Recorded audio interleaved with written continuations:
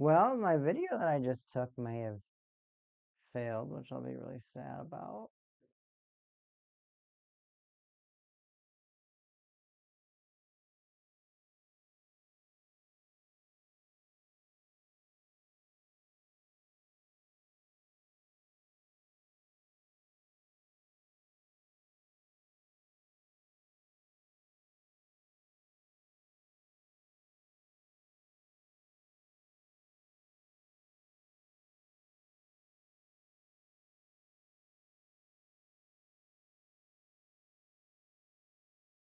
Smooth animation, right? That was pretty cool. That was pretty cool.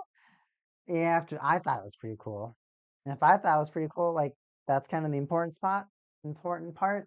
Whatever. Neon Omen is here with Evangelion Battle Spirits.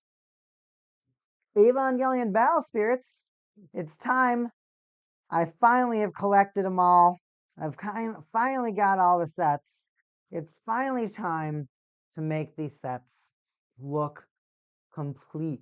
It's time. I've waited a long time to actually put all of my cards together and actually build all the decks. So I finally have them all. I finally have all the cards. So I have saved up. I've got them all collected, and now you get to be with me. Sorry about that. You get to be with me while I build these amazingly beautiful decks. We're starting off with my first movie deck, Rei and Shinji versus Ramiel, angel number 6. Big cube thing, pyramid cube thing. So I get to add in the latest card, the PCO5 card, which I think, sadly enough, I just recorded a video. Yep, 2 videos, and the actual long video we took didn't record. That is kind of lame, but that just means I'll have to do it again. So we'll go to the binder.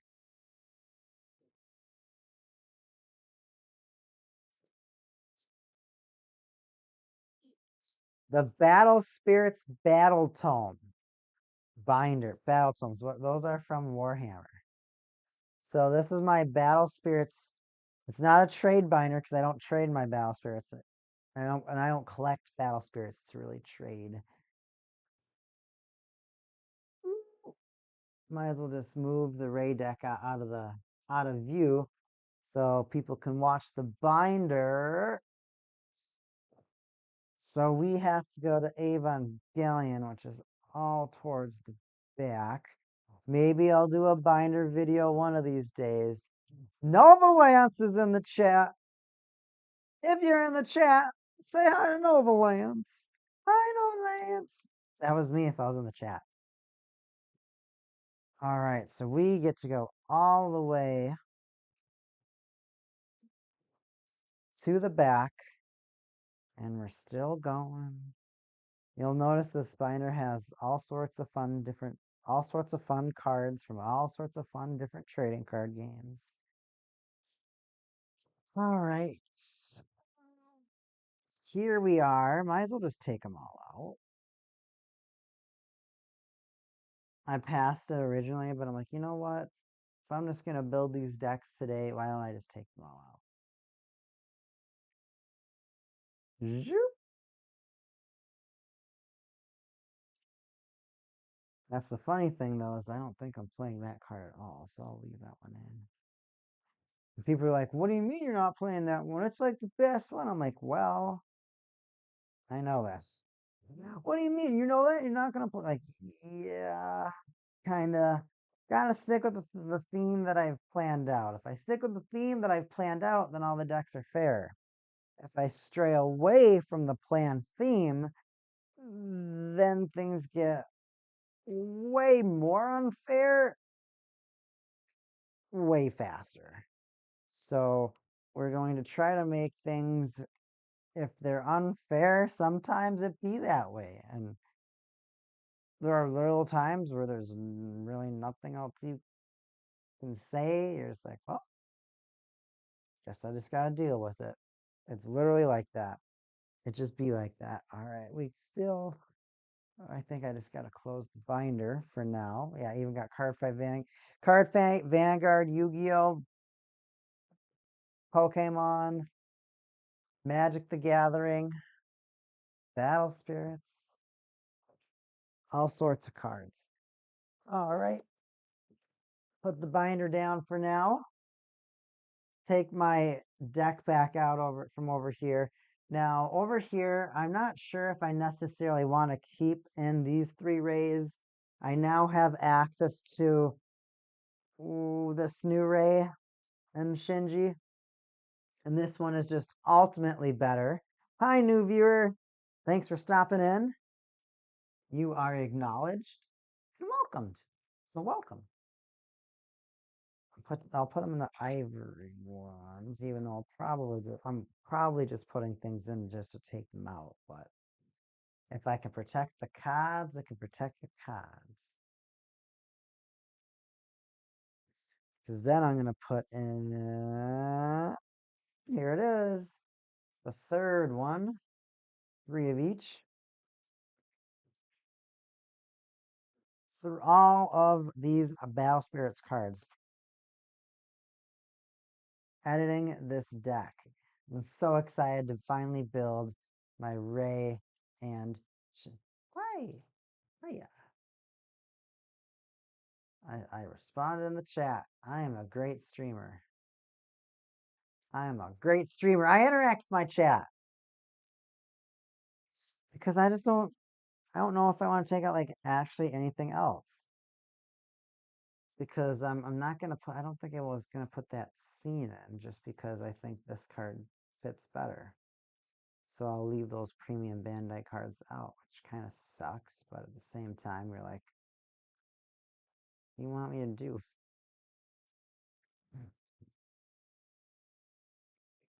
Because this is at the beginning. This is before, or this is part of it.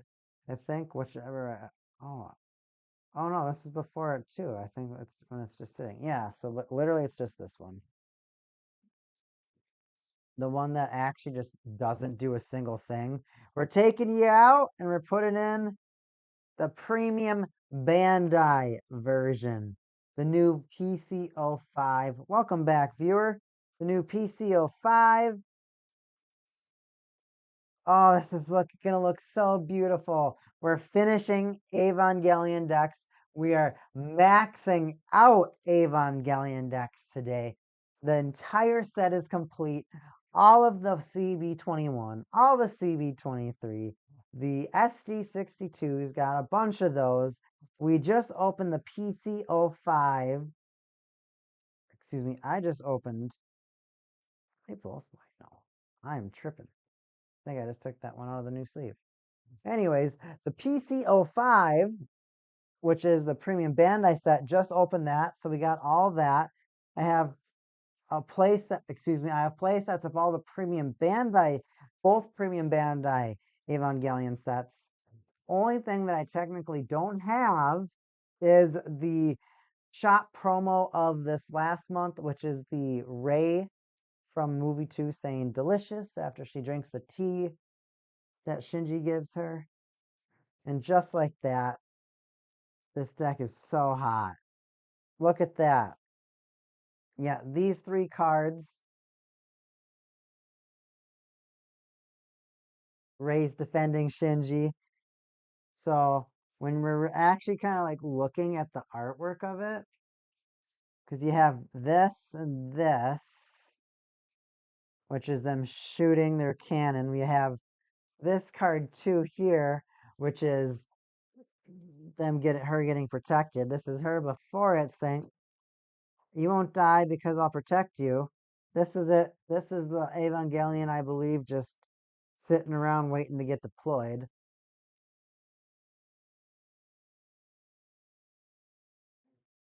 Thanks, Novalance, for sharing with Jaseba. Operation Yamato. SD62.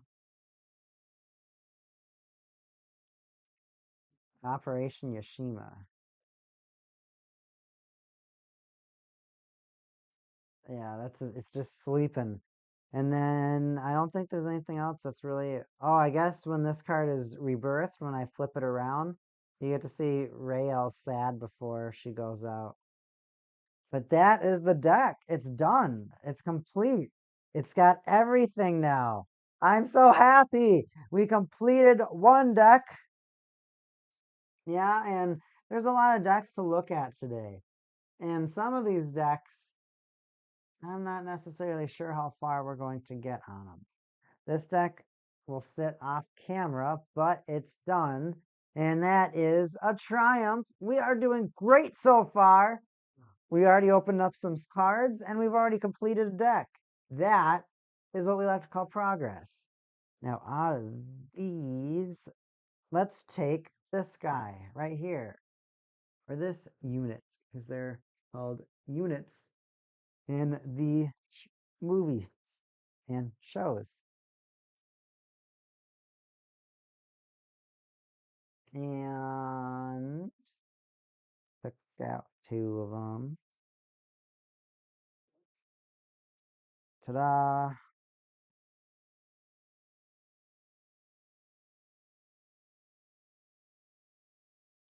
Yeah, on some. Ooh, put this guy in the sleeve at least. A good sleeve, a white sleeve. You're getting white sleeve today, buddy.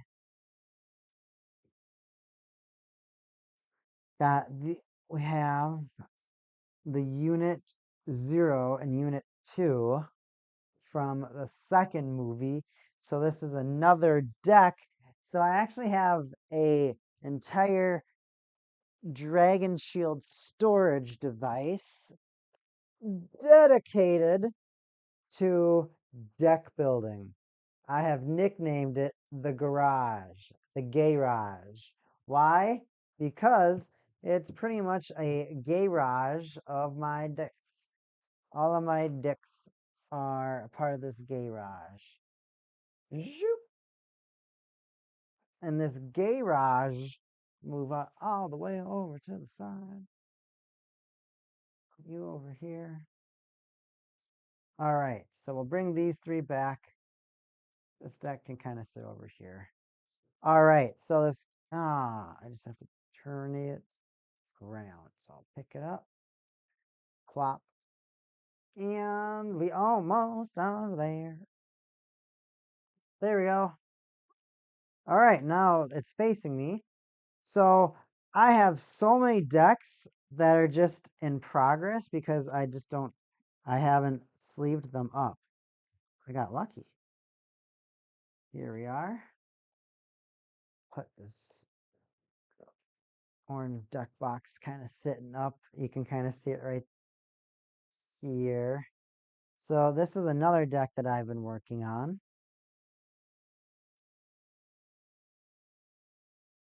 Yeah, and then this is the end of the second movie. Ray's, Shinji's, Magical Mari's. Oh my gosh!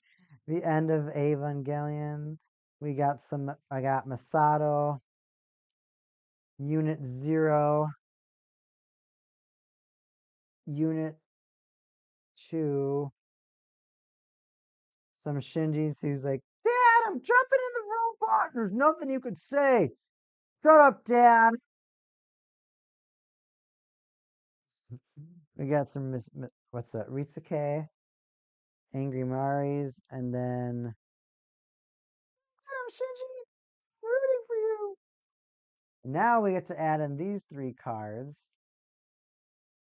Now, I'll take the out of the white cases and put them in the ivory cases because I'm still waiting to actually completely sleeve up this entire deck. I'm going to be doing it. I'm going to be doing a huge live stream of the most Battle Spirits decks ever put together on live stream. And it might be like a 12-hour live stream. I'm not even kidding. Like, that's actually serious. It's going to be a very long live stream. This is so awesome putting all these cards together. finally just having that feeling of completion. You're like, you know what? It's almost done. It is almost done.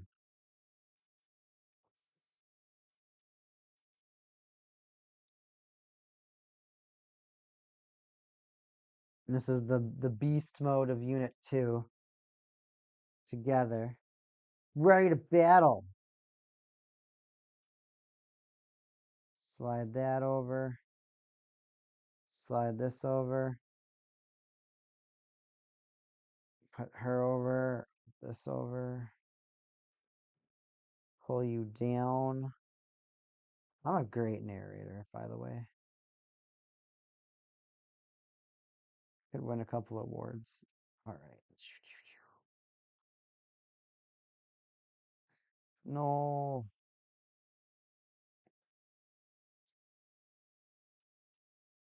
All right. 1, 2, 3, 4, 5, 6, 7, 8, 9, 10, 11, 12, 13, 14, 15, 16, 17, 18, 19, 20, 21, 22, 23, 24, 25, 26, 27, 28, 29, 30, 31, 32, 33, 34, 35, 36, 37, 38, 39, 40. We have deck number 2 that is completely built. This is the end of the second movie. Now, technically, it would have been a lot more fun if we would have been able to include Kaoru into the deck. There was just no room.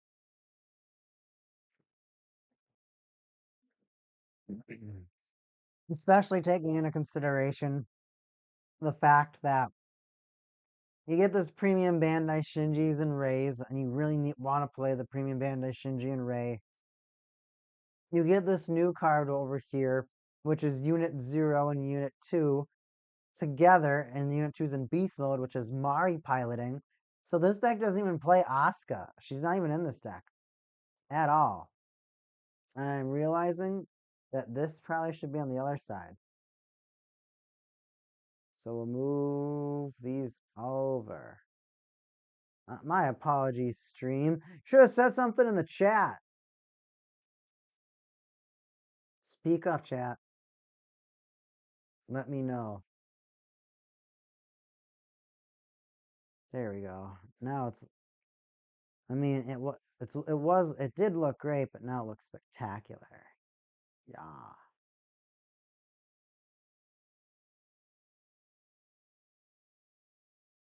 I was sliding stuff to the wrong side. Wrong slide. I've always been embarrassed about my sliding, everybody. So right now, this deck revolves around. Now, this card, I really didn't necessarily want to play 3 of it, but it's the only deck that I'm going to play it in. It's the only deck that I'll let myself play it in because that's when it's happening. This makes this. They're all staring up in awe. They're watching it happen. This deck, I'm so excited to see how it works. I'm excited to see how consistent it is. I'm excited because really, you only play 12 spirits and then you play that card, which allows you to then advent and hopefully you get to get some huge plus out of that. But for the most part, I don't know how much defense this deck really has.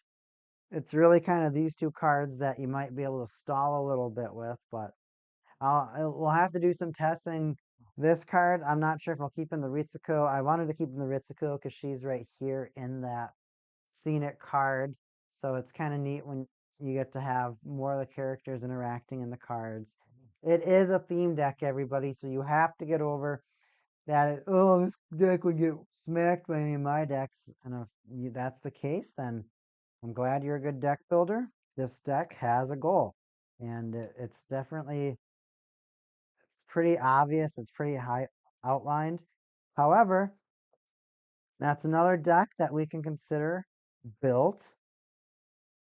All these Shinjis and Maris and Rays and all these Magics and Nexus cards. That's another deck that's done. So we get to take out this orange thing and we'll put this stack in. All right. That's 2 decks done. 2 decks done. All right. What do we have? Looking at the cards over here. Hmm.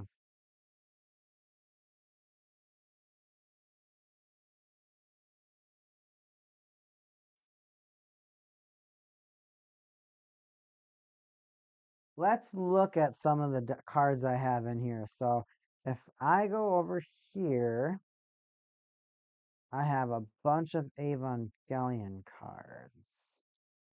And I just did what I absolutely didn't want to do, which was knock over my Witch from Mercury deck. And then you're saying, why wouldn't you want to, why is that deck so important? Well, you might have like the secret contracts that are like 175 a piece and knocked them over. Doesn't feel good to do that. All right, I want to build the Shinji deck at the very end. All this stuff is coming out. Rays, Kaurus, Rays, Kaurus, Zabumafus. Well, this test pilot Asuka still never found a deck, unfortunately.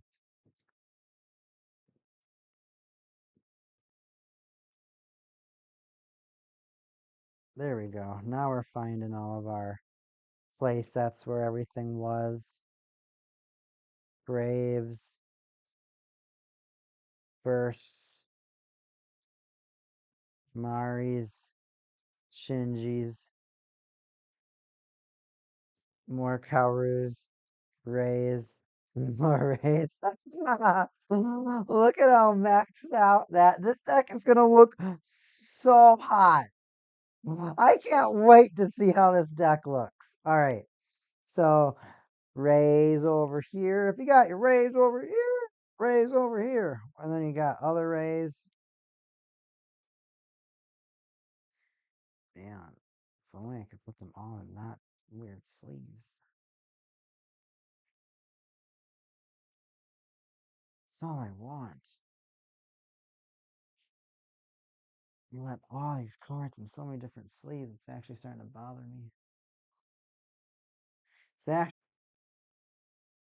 Anyways, we got all, I have, like I said, I have it all maxed out, just sitting around, just haven't built it yet. And today I feel like I'm going to reward myself with making progress on my Evangelion decks. This is something that I've wanted to do for months, actual months, but today I actually get to do it. All right, Shinji-kun. You're not like Standy, but you're good. You're still an okay kun.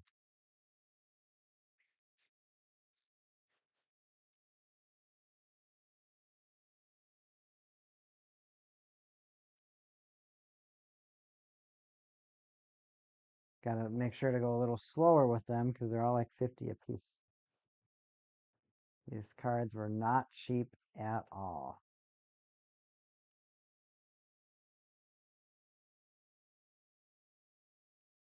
All right.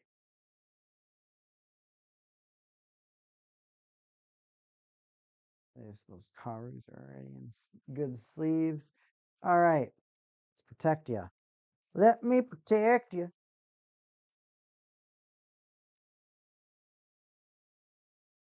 I always pick the sleeves up the opposite way.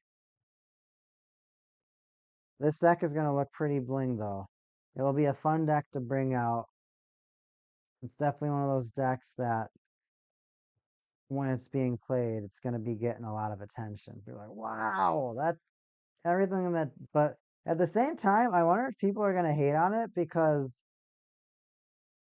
a lot of the secret rare designs do look very similar. So I wonder if people will be like, hey, it looks uninspired. And you're just like, what? I'm very happy with the way it looks. I'm very happy to have extra shiny cards. And sometimes you just got to take it. You're like, you know what? They gave me something extra. Sometimes smile and nod is just the go-to strategy. Do I have a... Well, Shinji-kun is going to be an orange boy.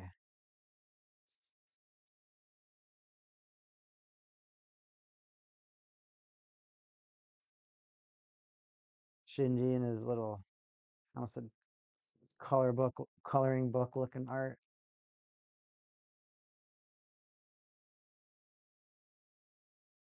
No, I always get so paranoid that I damage my cards. I just don't trust myself with cards anymore. Dude, Yu-Gi-Oh cards? Don't get me started on new Yu-Gi-Oh cards. Those edges, I have no, like, I literally feel like every time you put a new OTS card into a sleeve, that you like take 5% off its net worth. All right, let's look at all these secret rares we just took out. All right, put those over to the side. Put these over here. Those over here. All right. Making stacks, everybody. I guess I'll just make a stack off screen. These are sleeves I still haven't used.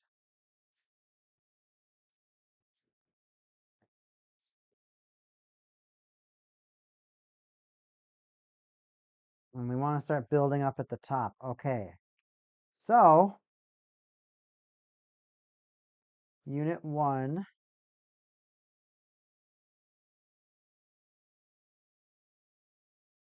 Unit 1.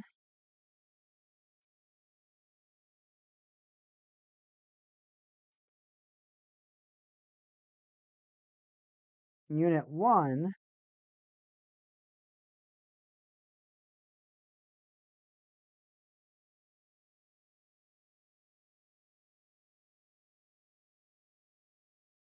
And then if I have to go back into the binder again. So this is going to be a little off-screen binder extraction.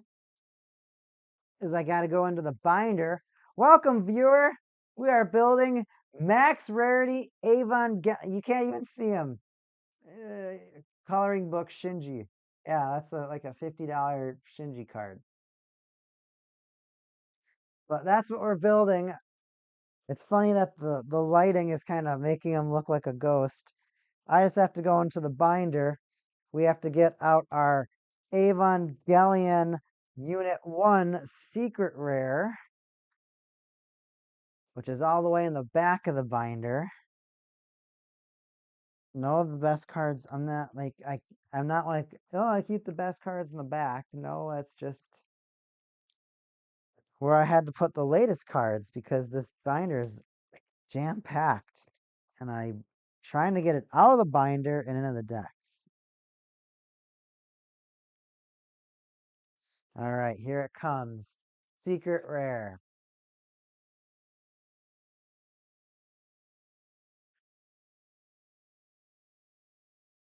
I don't think there's anything else. I will check. Yeah, I think all the movie force, all the stuff from the fourth movie for the most part is all for the.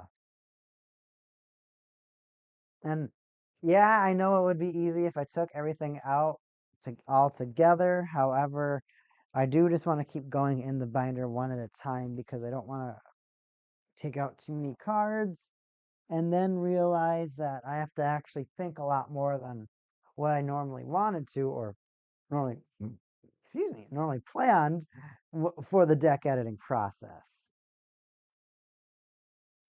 So I think, only going to have 12 spirits. There's a lot of these decks that I have that you kind of just go for a plan or you have a plan and you just gung ho aim for that plan.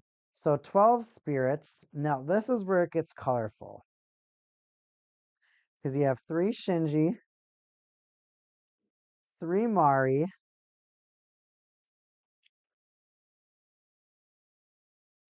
3 Ray. I think I'm going to play 3 more Ray. And I might play 3 Karu, which could be 15 more cards added to the deck. Now, the interesting thing about this deck is that you kind of play a lot. It's got an interesting engine, and it's kind of all of his friends. So you get Kensuke. I'm forgetting this guy's name. Suzahara, Toji, and then the little city. So you just play a lot of like Nexus stuff, Nexus cards to draw what you need. The spear that he gets to use, possibly. We got a couple of possible cards that I just don't know if I'm going to be able to fit in. But for the most part, this is the deck. This is all the Unit 1 cards for the most part that you get from the final movie when Shinji and his dad are having a discussion. So you can say, welcome, welcome, welcome. We are building a maxed out Evangelion today. Evangelion Japanese Battle Spirits, which is going to come into the American Battle Spirits. So if you like Battle Spirits, pay attention to these cards because these cards are really where it's all about. This is the set where you're like, oh my gosh, this stuff it's actually pretty cool. It's actually super awesome. So we got the secret rare unit 1s. He's fighting his dad, of course, in the dream world. We got Secret Ray. We got the double X rare, so the hardest to get card. Secret rare, which is a box topper, so it's even more difficult to get. She's the reunion Ray. You get Comic Book Mari. She's another secret rare box topper that's so hard to find. Secret rare Shinji, which is another coloring book from the very end of the movie. And then secret rare Kaoru, who's also at the very end of the movie.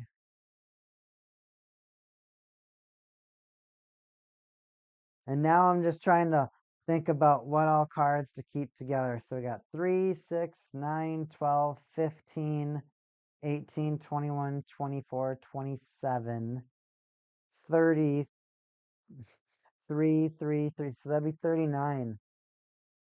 Man, so this deck fills up really fast. This deck filled up way faster than I thought. And if I look at some of the other cards that I have, I kind of wonder if there's a lot of other Evangelion cards that I have, and now I have to think about which cards will really fit in, because I feel like I've hit the point of no return. Because I feel like we're at the point where there's a lot of cards that aren't going to be getting played in this deck. Like I don't think I'm going to be able to play the Unit 8 Mari or the the Wunder flying itself. Yeah, that's an eyeball it's flying into. Isn't that crazy? And we're probably gonna be getting all these in English, but I'm pretty sure they're gonna have completely different effects because these cards came out like last year, and that would completely step on the gas for the American audience for Saga. So that will probably never happen. So if I play literally all this, I feel like I'd have to cut something. And at this point, when you look at the deck, you're like, what do I don't want to take out any of the bling cards because you never want to de-bling your deck. You always want to play max rarity. And some people are like, it might be a little less consistent. You're like, shh, it's hot. My deck is hot. My deck looks great. But I still have to consider if there's any other cards that I consider playing. So that's like one of the most difficult parts when you're playing a game that is in Japanese because this is just Battle Spirits. This isn't Saga. Saga is the American version of it. Spirits That's the Japanese version of it. So I legitimately have to switch to the Wikia to read the cards so I know how to play my game that I've spent thousands of dollars on. Isn't that something? Imagine having to go and check up on, imagine having to go to a Wikia. Actually, Novolance, Jet Saber, and the rest of the Gundams and I, we all print proxies for this game. So all the cards that we actually play, or the decks that we play, they have printed proxies in them. So we kind of know what we're doing. So we don't have to just like completely always go back and look and read up on whatever the proxies say. So right now, heading over to the Wikia right now, this definitely is looking like the most consistent version of the deck. Now, I really want to play this card right here. And my rule of thumb is that all magic cards have to be played in twos. So then it really comes down to, is there a card in here that if I played one of it, that it might be better than playing two of it? Because there are some cards where you just look at it, you're like, man, the synergy of this card is just way too good. It's just way too good. So, and that's kind of the hard part. Like I'm kind of looking at this Kaoru right now. I'm like, do I want to play three Kaoru? Because even though Kaoru is like an okay card, I'm just not sure if he is the consistency that I'm looking for in this deck. I mean, you do. I guess you are adding a lot of core. You are supplying your deck with power. So this Kaoru, he is just gonna continue to let your deck add core from your trash, but you're discarding cards. So you kind of gotta, yeah, my hair, when I wear these headphones, it like completely changes my hair. So it probably is going to look like some spiky nonsense right now, but whatever. You do what you got to do, but we're paying attention to the cards. You don't care about my hair, but you might care about my swag if you do. Thank you. For the most part, it's not like super necessary, but in here. So now we're gonna take out these sleeves because these sleeves are binder only sleeves. Let me know in the comments below or in the chat comments below. What is this, a YouTube video? Do you have sleeves that you exclusively only use for your binder? Are you that person that says, can I get my sleeves back after you trade? Well, for me, that is me. And I also have a binder exclusively just for my own arsenal of cards that aren't even up for trade. The NFTs, not most people would know those as Nuke Force trades, but if you're kind of lame, you might think that those are pictures that you can buy on the internet. So NFT, people are always like, "Oh, not for trade, man, not for trade, man." You're like, "Oh, well, it's in your trade binder. I'm sorry that your trades are in your trade binder. Sorry, man. Sorry you're calling it your trades if it's not for trade." Yeah, people now are like, "Are you passive aggressive?" I'm like, "Are you putting stuff that's not for trade with your trade stuff? Because if it is, I might be getting a little aggressive." So now, kind of looking around at some other Shinji cards, other cards that might go in this deck. Not necessarily. I think I might just take out one city so that I can just play everything else maxed out, because maxed out is kind of the cool thing to do. In the city, this little town thing over here, it might be, I don't know. Let me read it. Let's see here. So this guy, Toji, when deployed, you can summon, deploy an Akari Shinji or Ada Kensuke from your hand without paying the cost. When you've done so, draw a card, so you get to play him or him. And then you draw. Good. Once returned, if it's level 2, it's one core. Either attacks that flash. You can summon a Shinji Brave card from your hand, directly brave it to your spirit. Once returned, you can summon a Akari Shinji Brave card from your hand to directly brave it to your spirit. All right, so a little sneaky play. We are gonna, man, I'll do the cold water. But we're gonna keep the throat ready to go.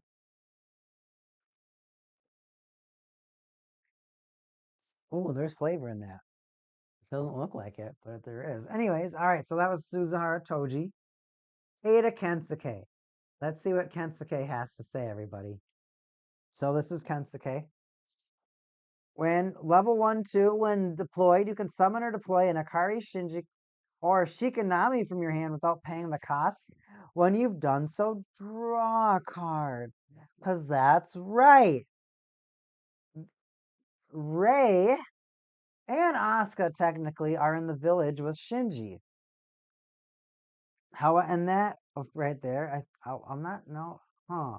And then your end step by sending a core from this nexus to the trash, return a Shinji or Shikanami from the trash to your hand. That's all right. So and that, but really the village 3, you can play a Suzuhara, Ada, or Rei from your hand without paying the cost.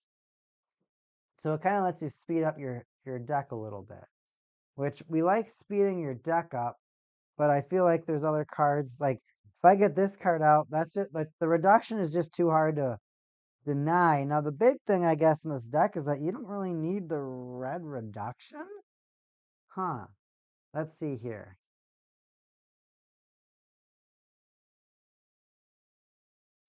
Maybe Karu should go with the Genji deck. Genji. This is an Overwatch Gendo deck. I just called Gendo Genji. He's not a ninja. He doesn't throw stars. I can't believe I said that. So Kaoru, level 1, 2, either or start of either attack step, you can discard a card from your hand. When you've done so, send 3 cores besides your soul core from the trash to any of your Evangelion. Level 2, which takes 1 core opposing turn. Once per turn, when your non-battling nerve family spirit would leave the field due to the effects. Besides your soul core, you can send 1 core from your trash to each of those spirits. All spirits that have core sent to them via this effect remain in the field in the same state.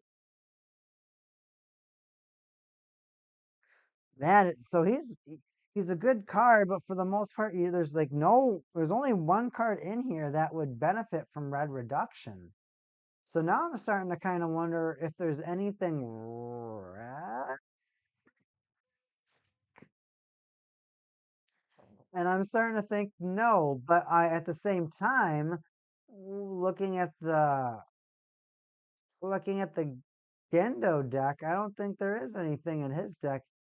Excuse me, his deck either that plays that needs red. So it's one of those. Well, you just kind of start scratching your head because none of these like Mark IVs or anything, none of them use red reduction. Huh. Well, I guess it will stay in this deck, and I think we'll just bump this down. So I think we're going to go ahead and complete another deck stream. That's the 3rd deck we're going to complete. So let me go ahead and compress this a little bit more so everyone can see.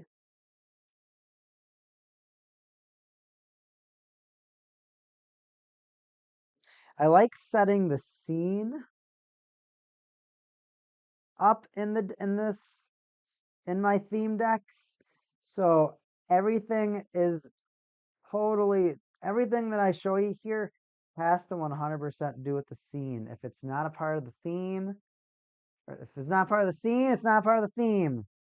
Making stupid chants and slants up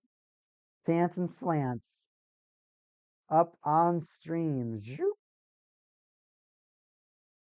I wonder if I drop this guy down. All right, everybody. So if we cover off 1, 2, 3, 4, 5, 6, 7, 8, 9, 10, 11, 12, 13, 14, 15, 16, 17, 18, 19, 20, 21, 22, 23, 24, 25, 26, 27, 28, 29, 30, 31, 32, 33, 34, 35, 36, 37, 38, 39, and 40. Did we complete our 3rd deck? I think we just did. Our Shinji deck. Evangelion movie 4. Excuse me. I sprayed it and said it. Evangelion movie 4 deck. Shinji. I think we did it. I think we put it all together.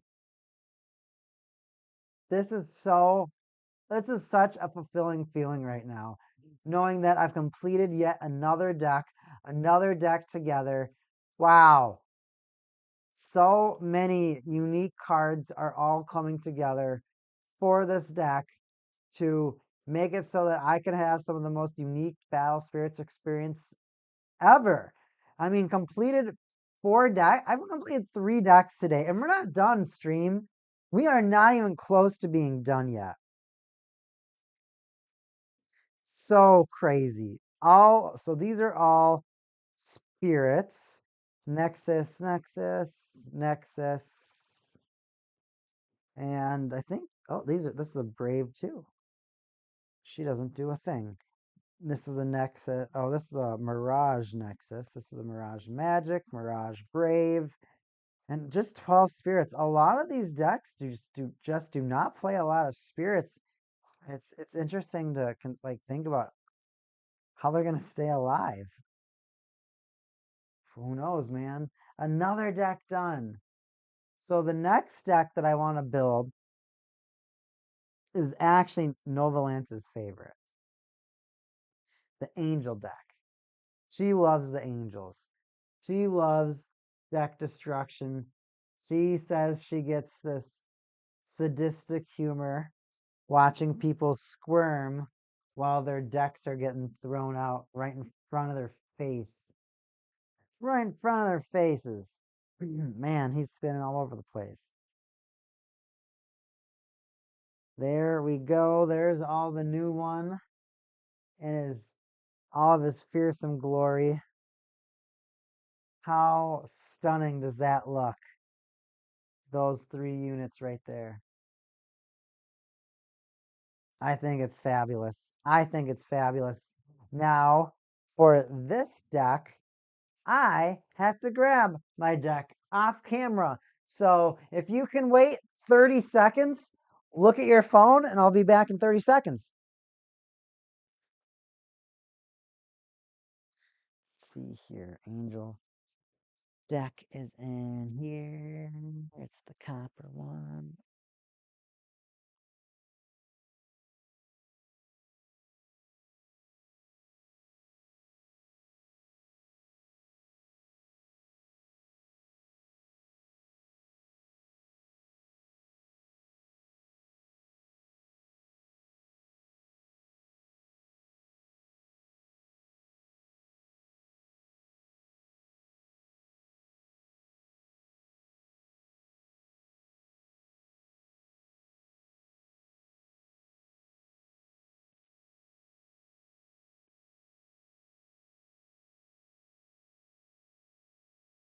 This is the original deck.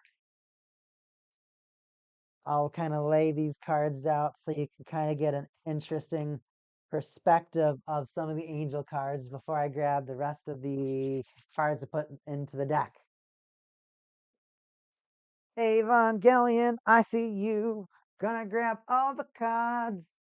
Gonna grab all the Evangelions. Hopefully this is it. It has a sticker on it that says Evangelion.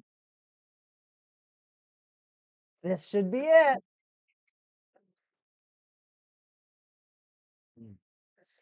Wow, how professional am I, everybody? Going off stream, grabbing stuff. Got some plumber crack showing right now. I'm just a mess, everybody. Oh, and the premium. Oh man, the premium mana. Oh yeah. Oh, we going in today, everybody. We going in today. Hey, going in today. Hey, going in today. I'm gonna take these out of these, put them onto the yellow ones so they can all at least match for the time being. Because it bothers me that one of them isn't protected. It bothers me a lot, actually. I'm gonna put these waters down over here. I narrate myself a lot when I'm moving stuff around. Actually, I'm narrating just because I'm entertaining. And now we have a lot more room. So I'm going to finish putting these into sleeves. Then I'll grab the premium Bandai cards because those are going to go into this deck too. And then I'm going to grab the rares from the box that I just got. We have a great plan today for how we're building our decks. We're going to go all the way to the back to find our cowroos. Finding our cowroos so that we can go ahead and draw 2 new cards from our deck. There's one cowroo. Where's our other cowroos? Cowroo. And I guess it's probably a good thing that I looked at it, because now I have all these extra angels. All these extra angels. I gotta think of which deck I want to play this in too. Oh man, I just got more ideas than I wanted. Stream. Have you ever built a deck and you're like, you have this idea going into it. You're like, yep, that's gonna probably work like this way, probably work a lot. And then you like look at one tech card and you're just like, well, what if I tried it this other way that people kind of were like, oh, it's not as consistent. But like, what if I can crack it? What if I can do it? And this is our Asuka with her angel eye. So I don't know if we have Angel Asuka, but this is our Kaoru Premium Bandai draw card. And that will be all of our Premium Bandai cards for the Angel deck. Oh, man. Hopefully I can complete it today. I actually might be missing one card. And that's if I don't have it in my bulk, which some of these cards in here should be in my bulk, but they aren't because I had sleeves for them at the time, and then I just ran out of sleeves because it feel like that. All right, so let's take out the new Premium Bandai card. And what I was talking about for the other Premium Bandai card is these Kaoru's right here. Man, that's some harsh light. There we go. That looks way better. We got our Asuka's right here. This is her in her Evangelion when it's going crazy angel mode. And this is the unit, or the 6th angel, I believe, when it's blasting people.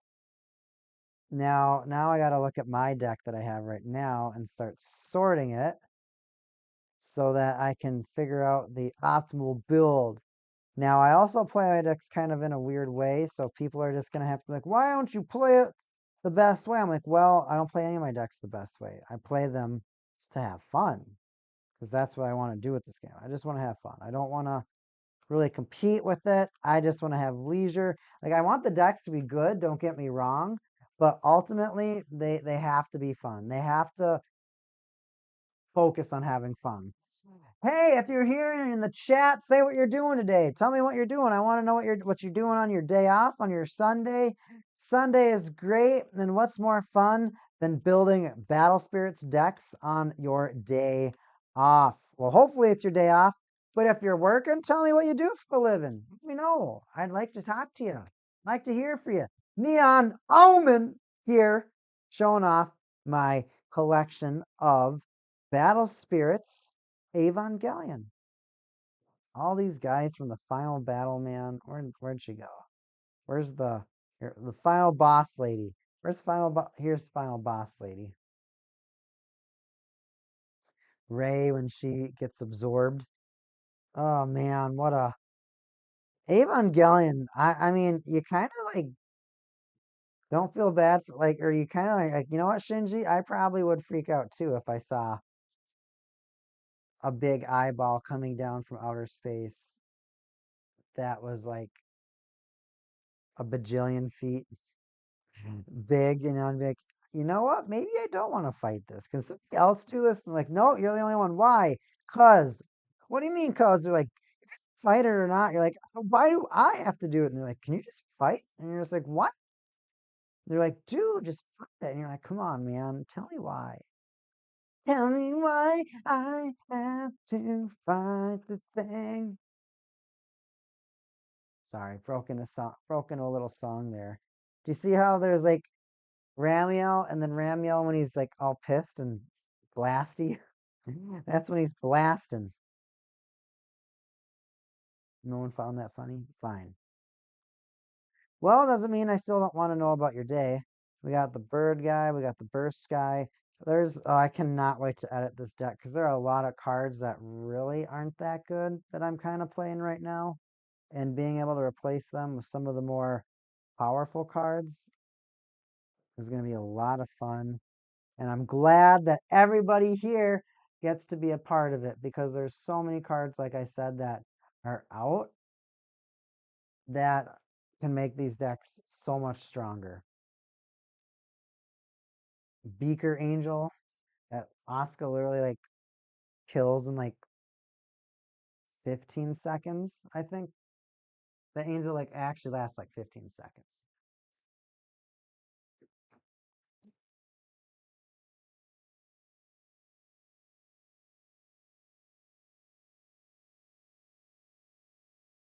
Yeah, I did. I was eating. I was chomping on an apple. All right, so now I'm looking at the cards I have and I'm determining which ones are gonna, well, obviously the blue one's Neon Omen. Thanks, viewers. Those are my Grand Walkers.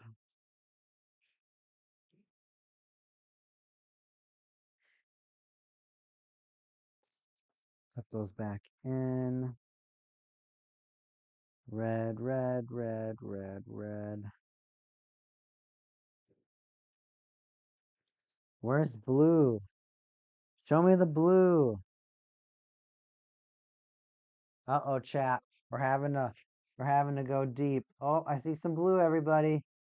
We have 3 of those. Those are new. Bada bing. These are new. Bada bing. These are new. Bada bing. Wah, wah, wah.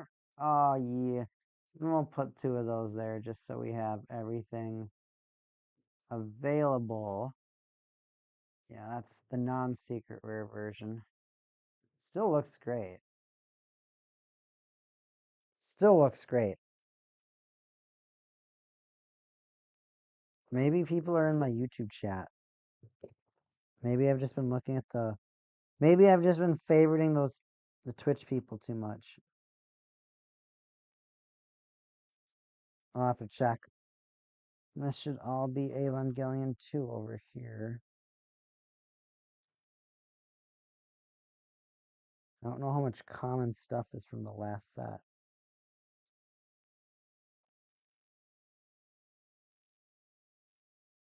Here it is. My watch went off.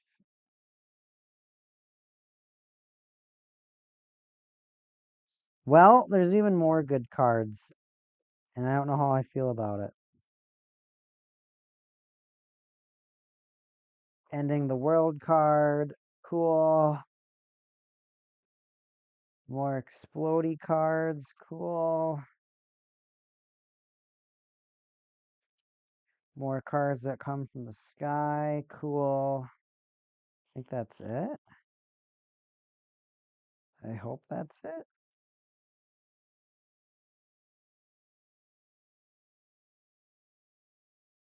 All right, I think that's it, everybody. I think that's every Angel Evangelion card.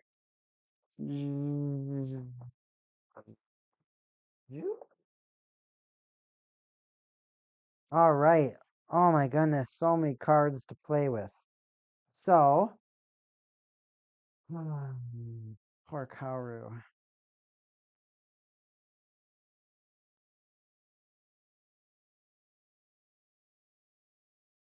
And it really makes you wonder which do you play 2 decks? Do you play 1 deck? What do you do with all this? Because there's so much stuff to dissect from all these.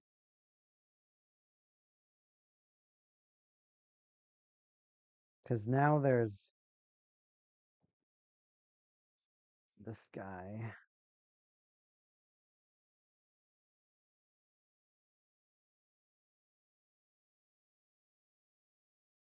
So what I'm already thinking for this deck is I'm thinking that the Asuka and the Angel burst over here. I'm thinking that we actually put those in the final battle deck of the Villa deck, because ultimately as Asuka, she's just using her angel powers, so I am going to put those to the side. Even though it would be cool to have her in the angel deck, I just don't think, for sake of space, it just doesn't make sense. Now, looking at this original deck, there's already a lot of things I know that I want to tweak from the start. So let me go ahead and open up my set. So Angel 12. I think the 12th one is actually like the worst one.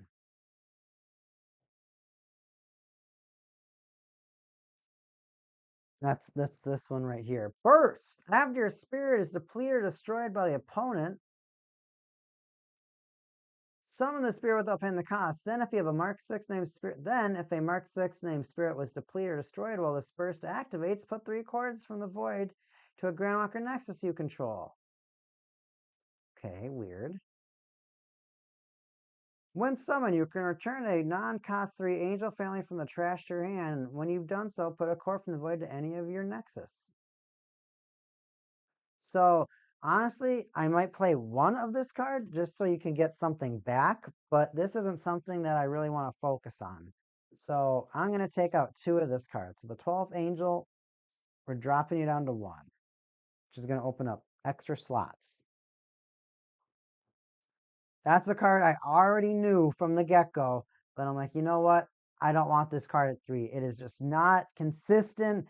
It's not helpful.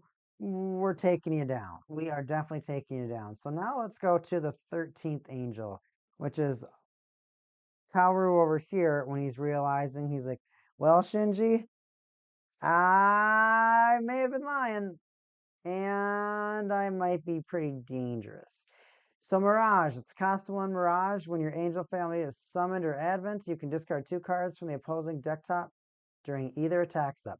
When your angel family spirit is summoned or advent, you can discard 2 cards from the opposing deck top.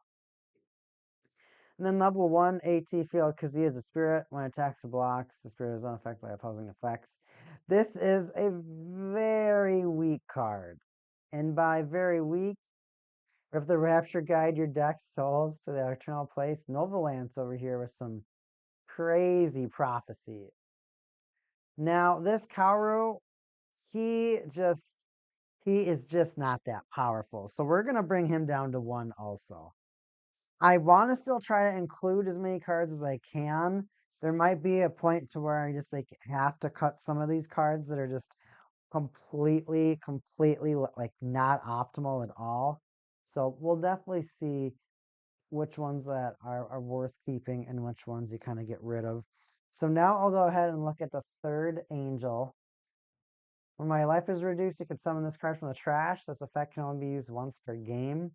When attacks or blocks, the spirit is unaffected. Okay, so it's got AT field when attacks or blocks. When attacks, if the soul core is on the spirit, you draw a card, then discard from your hand. If the discard card is a spirit, you put a core from the void to your reserve. So this does have a cute little core gain ability, and it does get your stuff started. I'd consider playing 2 of this card. Why only 2? Because there is so much stuff that I actually have to stuff into this deck right now. It's kind of exhausting. 4th Angel, that is this guy down over here. Now, there are 2 4th Angels, actually. There's this 4th Angel, and then there's the blowy-uppy one. When summoned, draw 2 cards, then discard a card.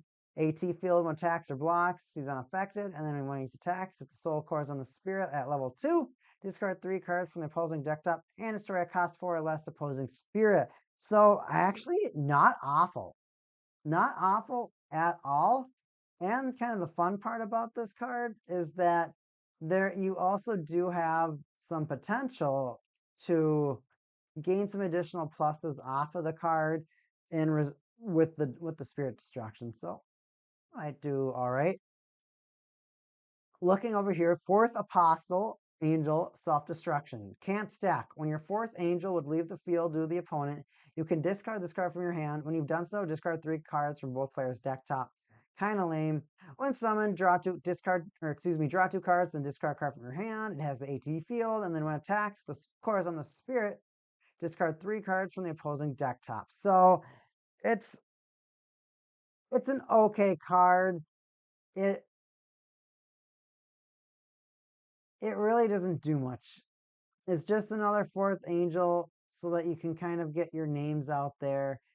I don't feel that it's a card that's really going to excite your deck at all. And honestly, there's some angels in here that you kind of just stop at or just play one of because they're not that good. Enter Whip Arms, Shashmael, wherever over here. When your fourth angel named spirit leaves the field due to the opponent, you can summon this card from your hand without paying the cost. This effect does not stack. Level 1, 2, AT field. Level 2, when attacks, if the soul core is on the spirit, discard 3 cards from the opposing deck top, also when not blocked. Destroy an opposing costs 3 or more Nexus. So this card is okay too. It can blow stuff up. So this card can actually blow up Nexus cards. I think it's a lot more valuable than this guy. Honestly, I think we might just be looking at dropping them all down to at least 2 to start, because they have some cute effects, but they're just not, I don't think they're where they need to be. Not yet. Not yet. So we've definitely made some significant cuts already. We've taken Angel 4s down, 5s down, 3s down. There was some angels that we were playing a lot of, but now we're really just going to focus on the most powerful ones so we can get the best results.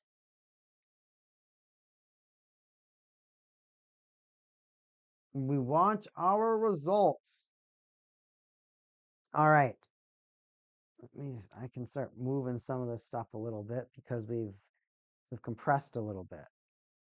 So this is down to 1. We can move you 3 over, you over. You're not even part of this yet, so you go over in the pile. You 3. This is our wannabe pile. So wannabe pile does have to be further away from the death, so I don't think it's actually a part of the deck.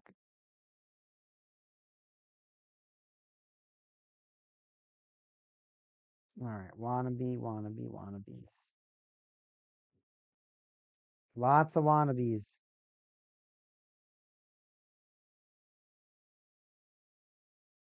It is fun though to cut some cards and be like, you know what? I can have more diversity if I take a different approach from this. So now we go from the 5th angel to the 6th angel, and this is where it's actually going to start to get more and more interesting, because the 6th angel, this guy right here, has a counterpart, which is a burst right next to him, which does a lot. So regular cube, 6th angel, when your 5th angel leaves the field due to your opponent, you can summon this card from your hand without paying the cost. Level 1, 2, 3, AT field. Level 2 or 3, either attack step. Start of either attack step. If the soul core is on the spirit, destroy an opposing spirit with the lowest cost.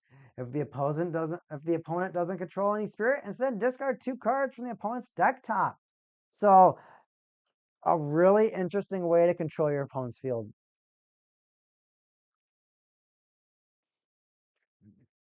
Super interesting way to control your opponent's field. And it honestly isn't bad. I might drop it down to 2 just because there's so many other cards to possibly play. Now, the burst, this card is dumb. If you have an angel in your trash, this card can't be discarded by opponent, so they can't touch it. First, after a spirit attacks, destroy any number of opposing spirits up to a total cost of 10.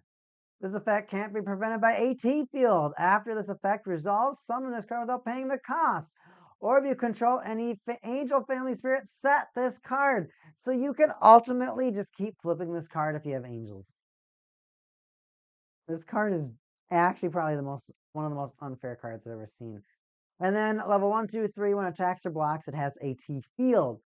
you really don't ever want to summon it. You honestly just only want to ever use it when you have, I mean, if you have these two, you're probably have some of the best defense in the entire game.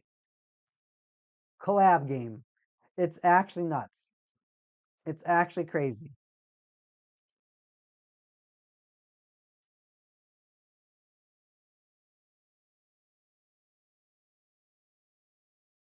All right, let's take a look. Let's take a look. Let's take a look. So sixth angel goes seventh angel, obviously. I know how to count. Seventh angel is little beaker neck over here.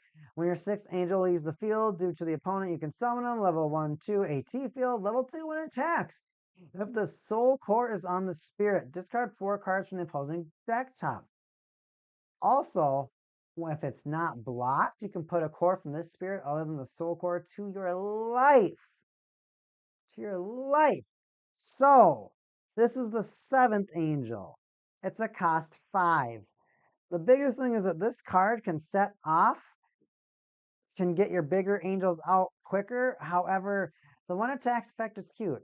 Other than that, it's nothing special. So we're going to downgrade him to a 1 slot. If you get him, great, but it's nothing that I'm going to rely on. There are other cards that I can definitely play. Now we go to the 7th. The 7th is when we start getting more colorful because we got 2 types of 7th angels. Of course, one is coming from over here. So 7th angel says, well, look at the, 8th angel. We'll look at the eyeball. When the 7th leaves the field by the opponent, you can summon him without paying the cost. Level 1, 2, 3, AT field. Level 1, 2, or 3. Listen to this, everybody. Listen to this. With this card, when attacks, if there is a soul core on the spirit, discard 6 cards from the opposing deck top. And sell all cores from every opposing cost 4 or less Grandwalker Nexus to the Void. My gosh, 6 cards from the deck. And just get rid of all the Grandwalker cores. This card is ferocious. This eyeball is mean. It is not your friend. You definitely want to be scared of that eyeball. Now, there's actually 2 eyeballs. So this guy, when your 8th angel attacks or blocks, you can discard this card from your hand. When you've done so, destroy an opposing cost 6 or less spirit. And for each cost of the destroyed spirit, discard a card for the opposing deck top. Level 1, 2, AT field. And level 2, when attacks, if the soul core is on the spirit, discard 4 cards from the opposing deck top. This card, it's cute, but it just doesn't do enough. Because it destroys an opposing 6 cost or less, that cost limiter, not going to happen. I'm not going to play a cost limiting card. You have been the first card to be eliminated. I hope it feels good, because it shouldn't. Because I'm not happy I had to take that card out. Now, the 9th angel, that's this guy right here. He is so good. When your 8th leaves the field, you can play him, of course, without paying the cost. Level 1, 2, 3, AT field. Level 2, 3, when attacks, if there's a soul core on this spirit, discard 4 cards from the opposing deck top and destroy an opposing spirit with the lowest cost. Also, once per turn, the spirit can refresh. That is why this card is so good.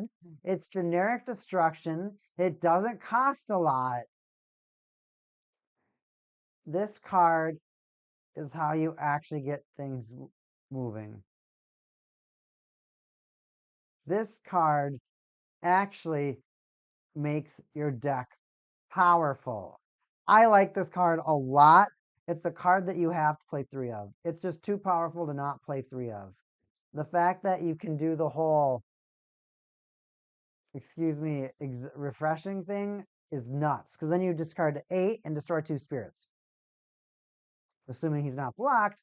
But if he is, then we get to the most fun card. The 8th angel, or the 10th angel. The 10th angel obviously is pretty much the last one in the movies. This is the best one by far. This is the one that is going to deal the most damage. Starting from over here. When your ninth leaves the field, of course, you can summon him without paying the cost. Oh, my watch died. Lame. When attacks, if the soul core is on the spirit, discard 6 cards in the opposing deck top and destroy an opposing spirit at the highest cost. Also, the spirit is unaffected by opposing effects. So when attacks, no matter what, it's just not happening. He has AT field when attacks or blocks, but for sure when this one attacks, nothing's touching him.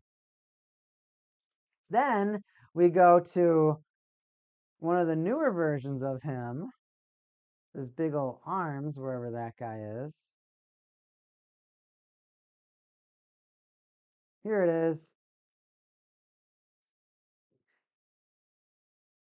Our guy with the arms over here. When your ninth angel leaves the field to your opponent, you can summon this card without paying the cost. When summon or advents or summon attacks, if the soul core is on the spirit, destroy opposing cost 10 or less. This effect can't be prevented by opposing effects. Then you can discard 5 cards from opposing deck top. So just another 10th angel, honestly. I will never say no to playing 10th angels. At all.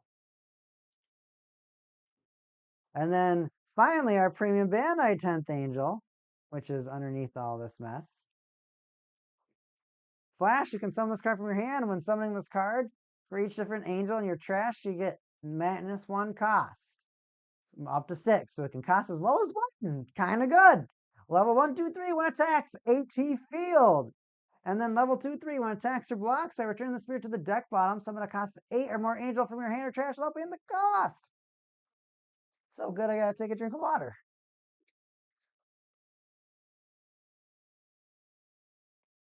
Wow. Okay, so we found our first totally cracked card.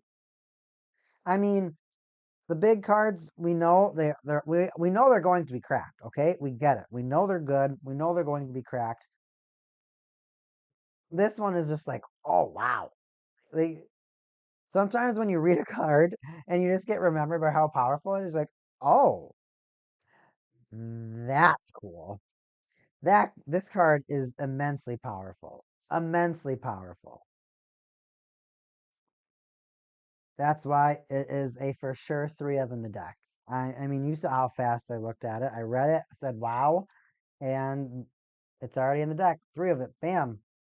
And the sad thing about that, here's an extra spot. We're already down to like 6 spots, 7 spots left. And we still want to play this guy. Do we play 2 of those guys? Let's see what happens if we play 2 of these guys. 2 of each. Because we still have a lot of other cards to put in the deck right now.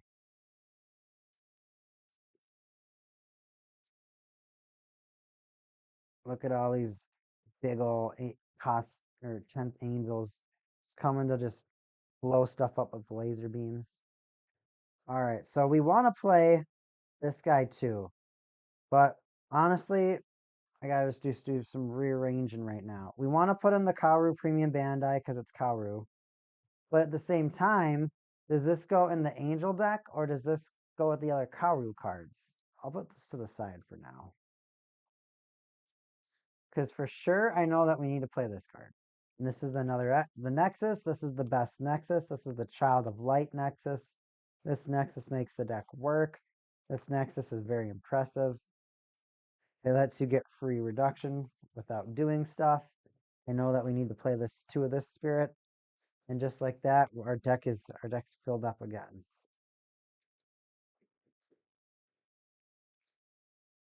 I know that we need to play 3 of all of the Nexus cards. Because the Nexus cards are what make your deck work, right? If you play Battle Spirits, these are what make your deck work. There we got one. Oof. All right. Rearranging, everybody. Rearranging.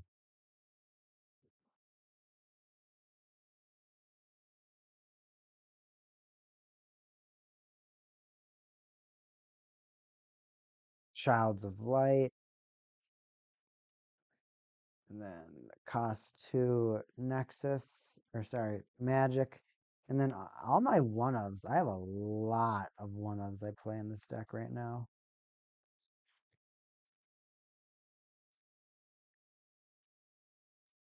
One-ofs. And that's actually ultimately going to be the question in the end, is like, how many one-ofs do I play? How many one-ofs is worth it? Because this deck, it feels like it doesn't benefit this deck to play one-ofs, but at the same time, I feel like there's a lot of cards that are only good as one-ofs.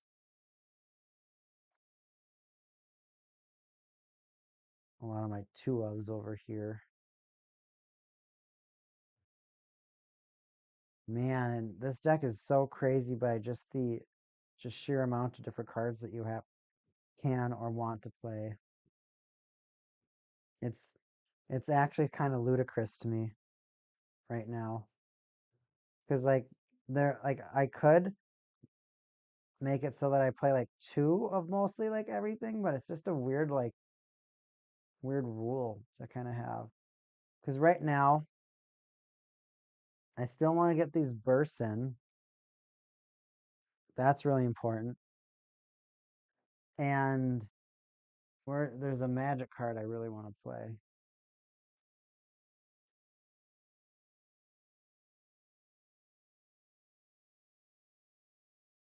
Where is it?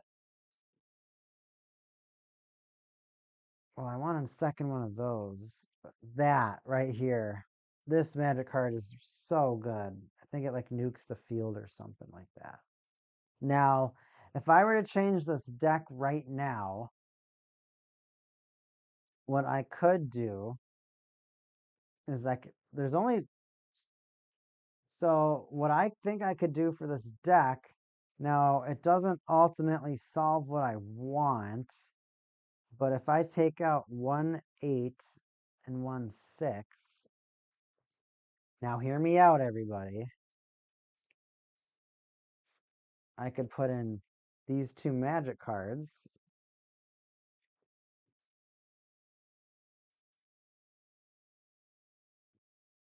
Over here, and then up this to 2. So I have 2 cards that ultimately could just completely destroy your opponent.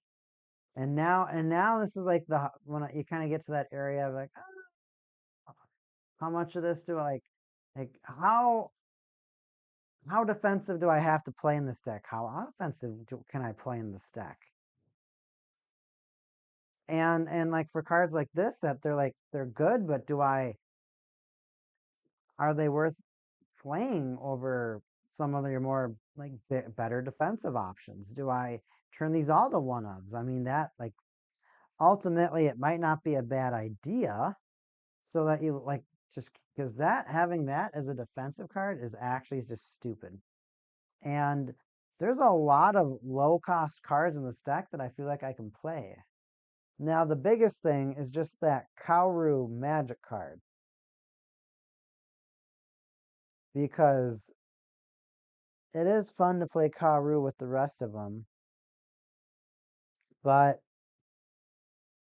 at the same time, I don't know if it's better just to play that Kaoru with the Cassius stuff, right? Because this deck actually has a lot of draw power with the Nexus cards. I don't really think that having him in here is necessary. So really the only thing left I have is this card over here. And I mean, it feels like I would just take out 1/3 and 1/4 and put in 2 of them and call it a day. But he can just, I mean, I'd honestly rather destroy a Nexus. I mean, getting core is cute, but I feel like there's other cards in this deck that can act more like an engine, I guess. I mean, you have to play 3/9 because it only costs 6. And that just feels so doable. And then when you look at like 4 and 5, they're good, but what's more valuable, destroying tiny things or getting cores so you can summon your bigger things faster? I think 3 might be the most important.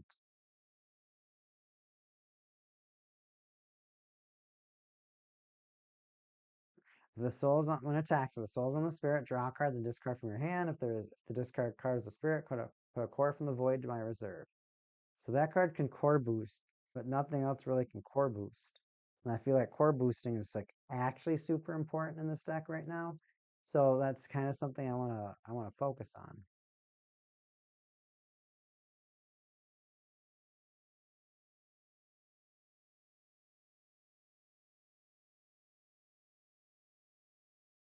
Right. So now I gotta think about, we got a lot of great options in this deck now.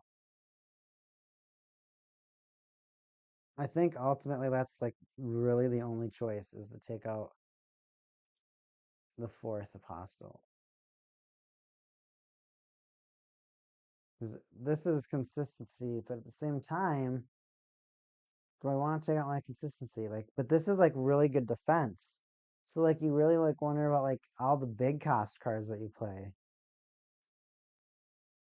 Because you play a lot of big cost cards, but I guess you play a lot of tiny cards too. Bursts are just ultimately always good to have. I don't really think you're ever mad if you have a burst. Destroying things up to a cost of 10, excuse me. The cost of 10 is huge.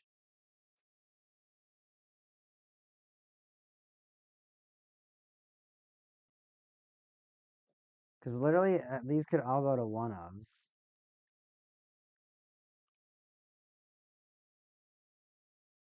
All these could all be one-ofs. And I just play 3 of this guy. Because that could work too.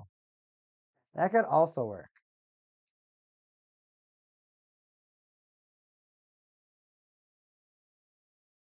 How's Battle Spirits? It's awesome. Oh, I got so that ditto smiley face. It is so awesome. Thanks for asking. I heard this creaking noise and I was like, what is that? And then I learned it was my chair. So oops. Oi. Not a bad, but yes, ditto, Mr. Smiley Face. This game is super awesome. It's a lot of fun. It's definitely worth playing. It's definitely worth trying out. Cardboard collectibles would be the go-to place if you want to play. See, now I kind of wonder, like, do I go to one-ofs? Because that's 1, 2, 3, 4, 5, 6 one-ofs. But this card, no, it is actually just so dumb. It's so good. It's so good. And then if you have some, the biggest thing is that when you have any of these other angels, though, it's just not as. These angels are all offensive angels. This one is your defensive one.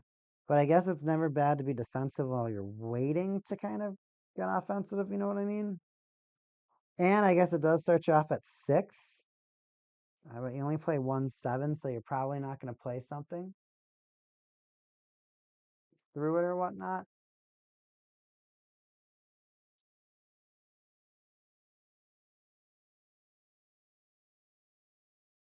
Thanks, Streamlabs, for updating me on my YouTube chat.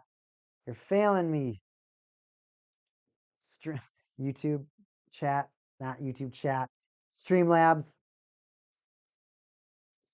So that's what I have to think about. Do I take all 3 out and just go down to one-ofs? Do I like having low cost spirits that I can play? Do I want to play my Nexuses first? I mean, I feel like I need the low cost spirits to die so that I get my chances to start revealing cards from my deck.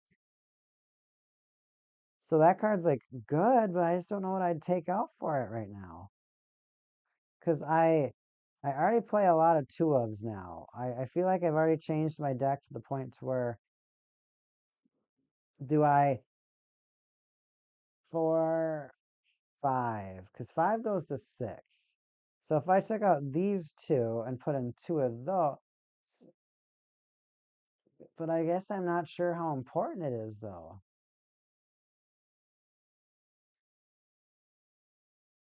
I'm not sure how important it is for me to play the other spirits. I guess this is the excitement of figuring out how to play this deck. I gotta figure out what this magic. I think it just kills everything. I actually think they just said, you want to kill everything card? Like, really? We get one of those? Yeah. Awesome. I'm like, can I use it? I'm like, sure. What's it do? Kills everything. It's not a part of the family, though. So it's not searchable. Add an angel card. This card says, second impact. This card can only be used if there are 4 or more different named angels in your trash once per game. Destroy all spirits without the angel family, and the effects of the destroyed spirits can't activate. This effect can't be prevented by either player's effect. Wow.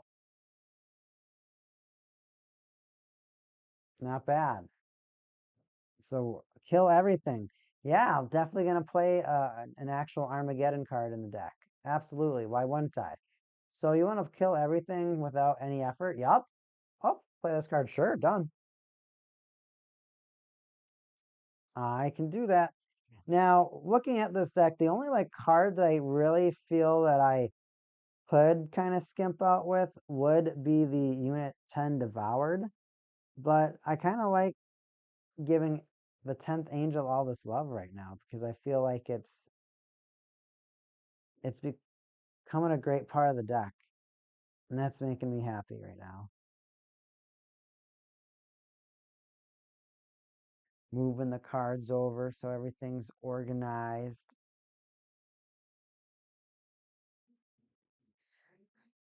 I've added in so many cards this time, and I've dropped the ratios. Novalance, it's Novalance. Novalance has entered the stream. Everybody, say hi. Hi. Novalance. Sorry. What are you doing with all my Samara mods? I am at my desk for some reason. Are you editing decks? No, I'm cleaning up. Well, I've almost made this deck. Your new angel deck. I know, I've been watching. Does it excite you to see it all coming together? Yeah. Man, I'm not looking forward to playing one-ofs. I don't like playing one-ofs, but at the same time, I feel like it's the only way to only place to go from here on out. One of what? I must have missed it coming upstairs. One-ofs of these. So this card is let me show you this card, Novalance. Everyone say hi to Novalance in the chat. If you're in the chat, say hi to Novalance. Hi. She's even gonna say hi to you. She is very polite. Hi. All right, so now look at this guy. Oh, not that one. Attack mode. Oh, I love Diamond. Well, there's an angel in your trash. The set card can't be discarded by the opponent. Not bad. First, after an opposing spirit attacks, destroy any number of opposing spirits at the total cost of 10. This effect cannot be prevented by AT Field. After this effect resolves, summon this card without paying the cost. Or, if you control any angel family spirits, set this card.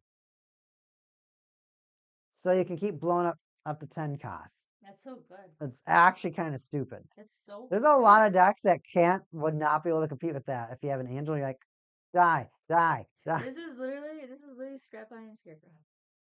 It is, but Mirror Force. But Mirror Force strength. And then if it does come out, it just has AT Field. Do you think the Godzilla cross Evangelion are going to have AT Fields? Probably. Even Godzilla's have souls too, you know.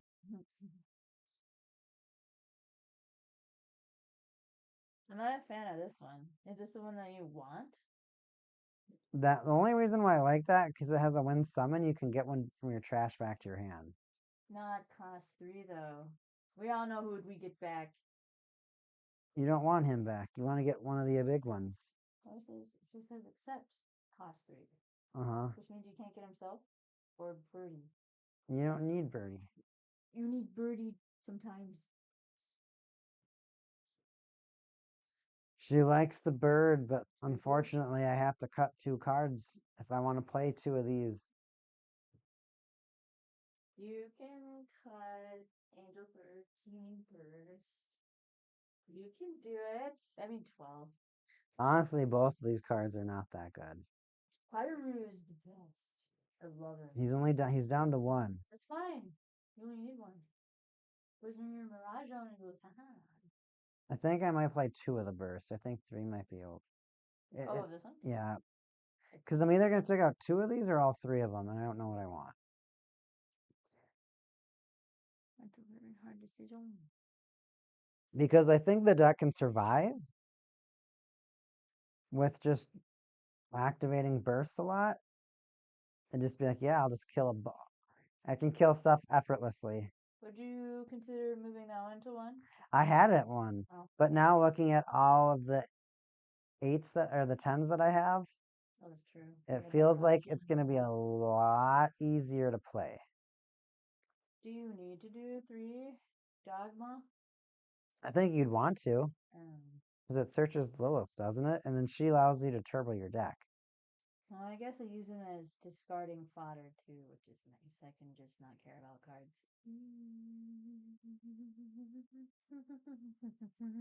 Because I just bumped this back up to 2. Excuse me. I bumped that back up to 2. I feel like this deck already has a lot of like good turbo power. This this gets you a core by drawing and discarding. This destroys a cost 3 or higher spirit or nexus, and this destroys a cost 4 spirit. This is ultimately the worst. The spirit one? Yeah. It's just compared to what everything else does, it's just not it just doesn't have a similar tempo. How many cards are you out? It's nowhere near. Where are you at right now? How many cards? This is 40. Even with this. And then it'd have more than 40. So you're at 41 right now? I'm at 40 without adding these in. Oh, those 3? So you are This is 40. Oh, okay. So these 3 are extra cards that I want to play at least 2 of because it's a powerful card. Now, I've bumped a lot of things down to 2. I can't bump that down to 2, and I wouldn't bump that down to 2. I would remove this, bump that down to 2. You'd be way more surprised how often I hated him at the end. What? No. You need that. You need to get this. I always get Lilith early by myself. I'm like, oh, Dogma's dead. Well, it makes this even better because I think this makes it count. So if we go to our friendly translations, zoop, we go to our Nexus. Giants of Light. This card is revealed from your deck by your blue effect at your hand. Level 1, 2. Your attack step. When your angel attacks during that battle by fixing its symbol at 0, discard 2 cards, but as many as possible from the opposing deck top. So you can just make your angels hit for, just discard some for no reason. Level 2 at 1 core. During your once return same name, when you are summoning an angel family card, for each symbolless blue nexus you control, give that card reduced cost. That's the best. So imagine having all these on the field, and you're just like, for 1, for 2. I'd still get rid of this one. I know you. One copy. One copy of that, one copy of this. Get rid of this. Why do you hate that one? Because I'm all I listening. want to get is Birdie. This Huh? is Birdie, everybody. Because he looks like a little... Why do you only want Birdie? It gives me core. You can't get Birdie with him. I know, I say I can't. That's the only one I actually care about. You don't want to get any of these other ones? that like do things. Then you could put Birdie down to one. Yeah, put Birdie down to one. Or did that. And then get rid of one dogma. I'm not getting rid of one dogma. They're staying at 3. I literally think I just put these all down to 1. Put those all down to 1. Oh no, I can't. I must leave. Why are you acting like it hurts you? Does Why? like those. They're cheap and they do stuff for me. Kill baby stuff or kill nexuses most of the time? Absolutely. I'd say that and that. I think you only need 2 dogmas, not 3 dogmas. You need maxing out on dogmas is the right thing. Why? Why wouldn't you? What? Because I think I think it's actually over consistent.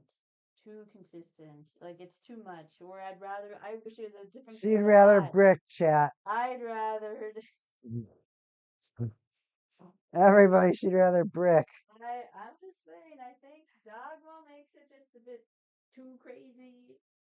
And I like it. I like it when I have to get mad. I was trying to give you a recommendation. You don't have to take it.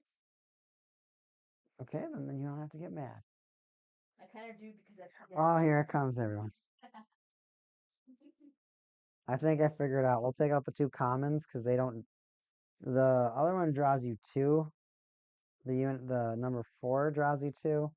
Whip arms and beak neck are okay, but they're joining the 1 of crew. We're putting in 2 screamy blasters. And that's going to complete this deck. There's very few cards that got behind this deck that were being able to be played at 3. But most of them, we had to drop them down. We had to control them. But nonetheless, by controlling them, I think ultimately it's going to make the deck more fun to play. 3, 4, 5, 6, 6, 7, 8, 9, 10, 10, 10, 10, 12, 13.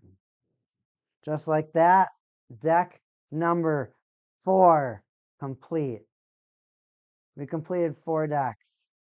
That's insanity for tonight.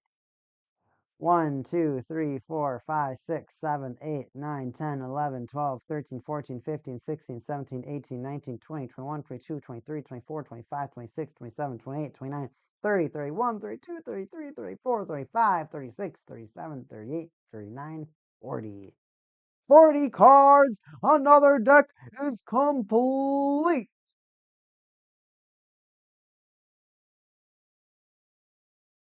This is a great feeling. I've been staring at these cards for months, just not being able to do anything with them. And now we've built a good amount of decks. Now, the last deck I'll build for tonight will be our Gendo deck.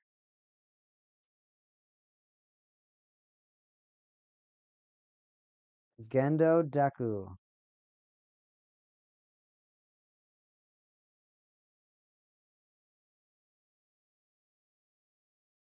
Just making sure we have all the right sleeves. I should probably clean up all this angel stuff.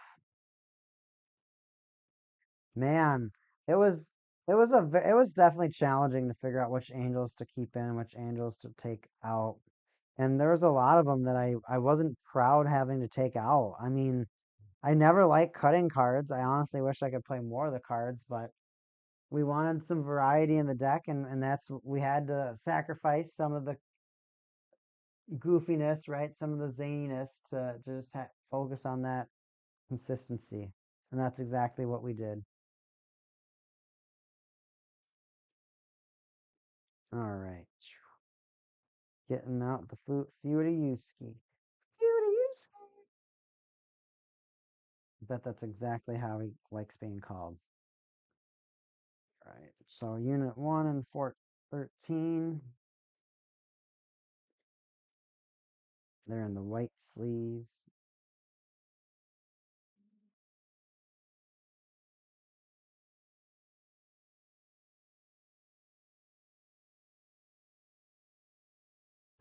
I got one that has like pierced ears. Cool.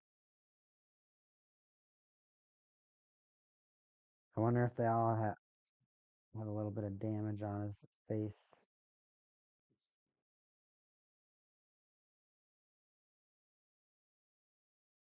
Nope. That one looks good. Man, oh, I'm just not having luck with some of my cards. This random. Yeah, this one's got a couple dents on it too. That's weird. When you just get like brand new cards out of the package and they just get like little dents in them.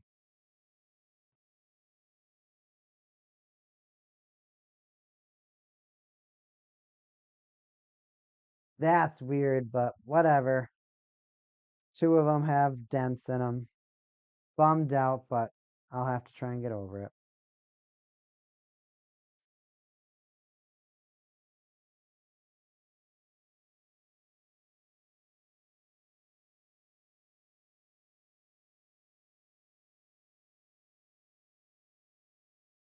Interesting.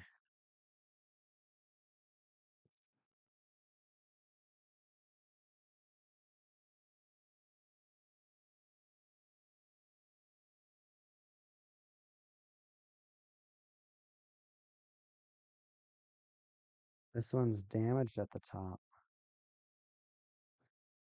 Don't tell me we damaged two of them, Nova Lance. I'll be so sad. I'll have to look back in my stuff to see if I have an extra. Otherwise, we may have damaged two of him, which would be a not good record to have. Hmm.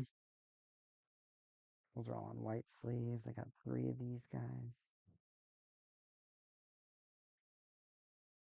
Man, I do not like when my cards are damaged at all. I'm sorry, stream. I totally zoned out. I just looked at some of those cards. I was like, why are there dents on them? Apparently, I have some dents on some of my cards. That is not something I want to realize, but I guess it is what it is. They're there. I can't do anything about it. Now I got some extra sleeves. Okay.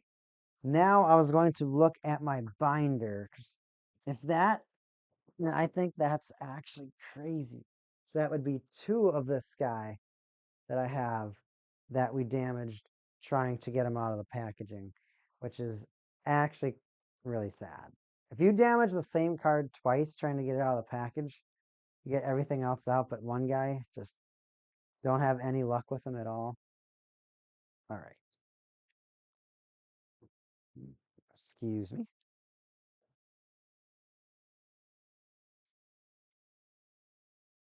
All right. Now let him hear this guy out of there. He's going here.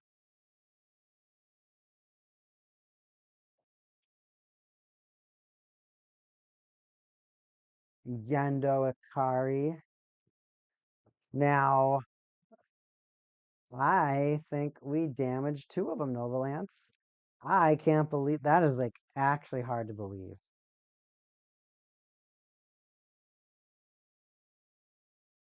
And that like it's like actually infuriating when you think about it, because you're just like, there's no way that you were gonna damage two of them. Yep, I'm pretty sure we damaged two sets of them. That's really sad.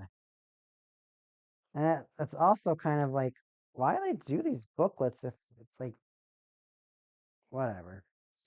Oh well, good news is that a lot of these cards aren't super expensive.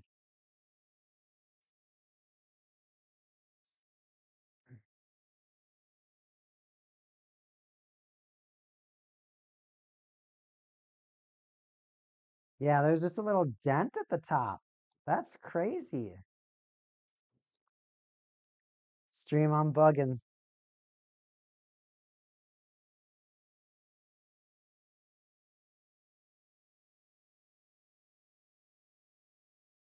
Because I did that, and that's the one that we opened today, I'm pretty sure. So I'm not.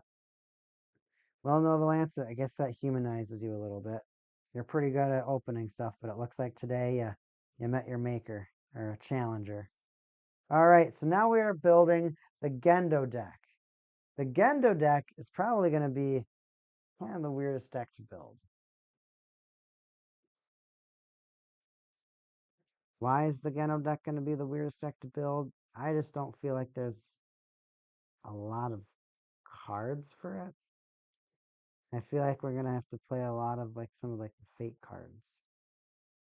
What's a fake card?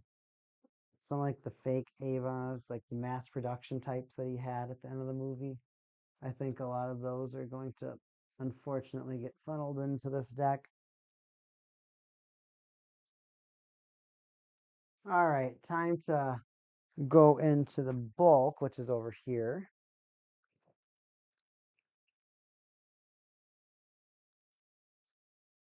Because I'm pretty sure I've already used all my Evangelion bulk from inside of my garage.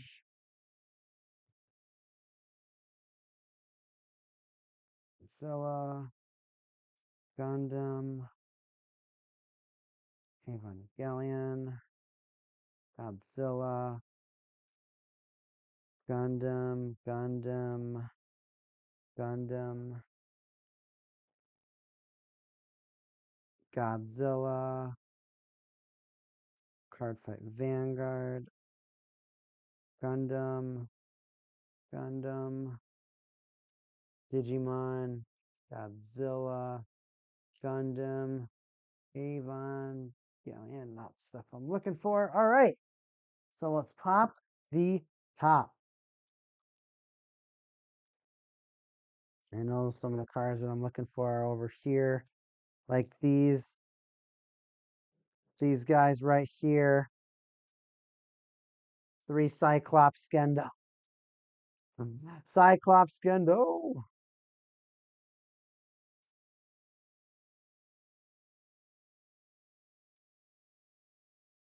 Oh, my arm's already tired.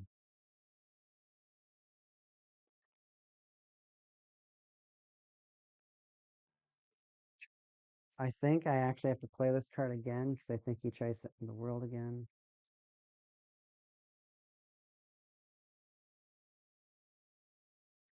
Already did talking with Dad. Hey, Dad, will you not blow up the world? Shut up, son. Fine. Oh, please, Dad, will you not? Shut up, son. Okay, Dad. Oh, will you really? Son! I'm sorry, Dad. And if, I mean, that's exactly what happens, right? All right, looking through all these cards.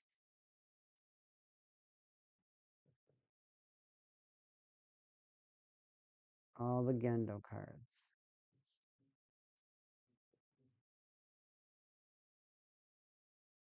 Nope. Not in there.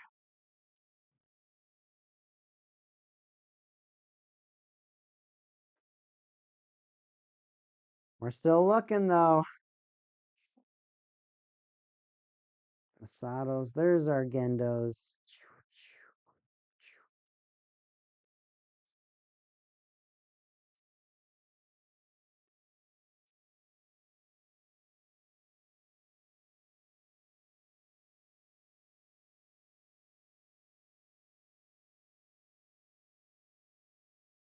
All right, that's most of our Gendo stuff.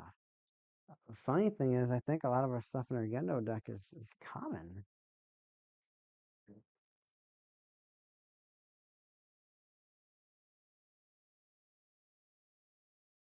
Now, I swear I had in my pile of cards over here, I had some Unit 13s. Maybe I took them out of here.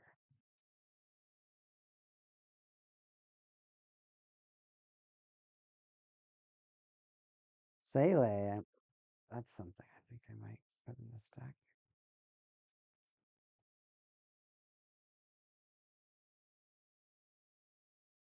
Thinking about all the cards to put in this deck is it's kind of difficult because when you get to the end of the series, he's kind of burned every bridge that he had.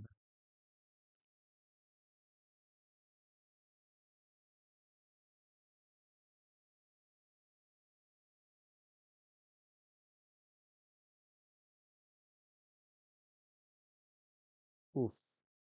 Definitely playing two of this card.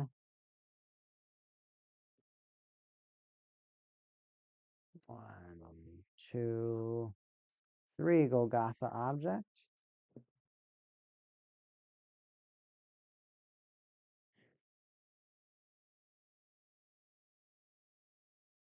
Play a few of these guys. Mark 7s. Play 3 of these guys.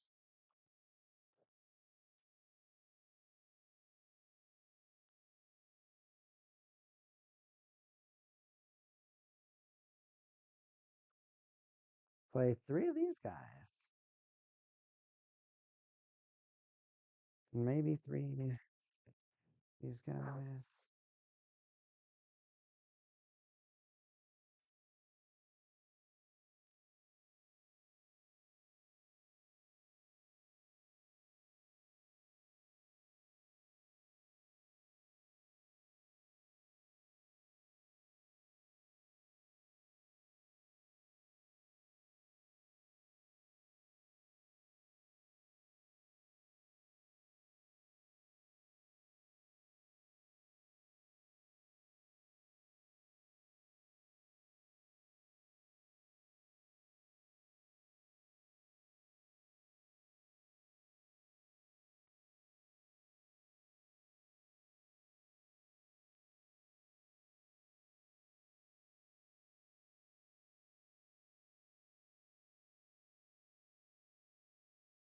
Man, that was a lot of cards for me to think about. It's so hard when you got to think to the movies when you're trying to make theme decks and be like, is this movie accurate? Is this what happened in the film?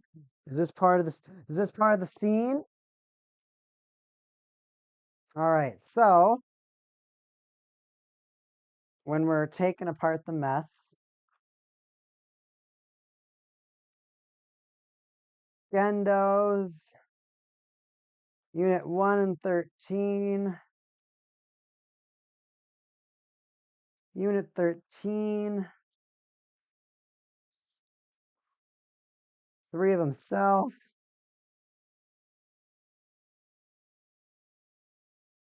Now, I think I have to play the spear in this deck because I think he is holding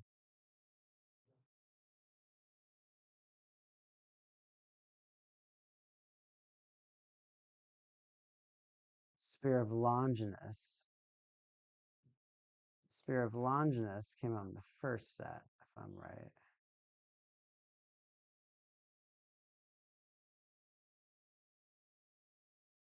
Spear of Longinus came out in the first set. So he gets that Brave, which is back into the binder, which is perfectly okay. And honestly, I do not mind having to like go back into the binder because it's always like, oh, but at the same time, it could spark different ideas when I look at other cards. And that's kind of fine with me. I'm okay with getting different ideas with every different time I open my binder.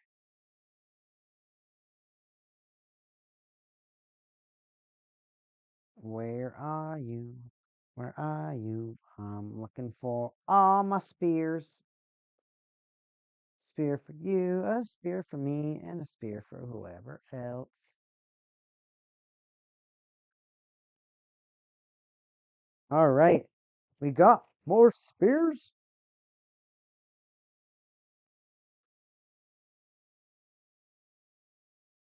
All right.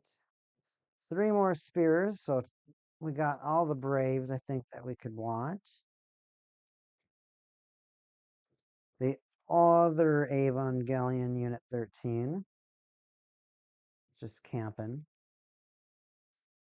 When they find the other Evangelion just sitting there at that they have to go kind of collect or whatnot.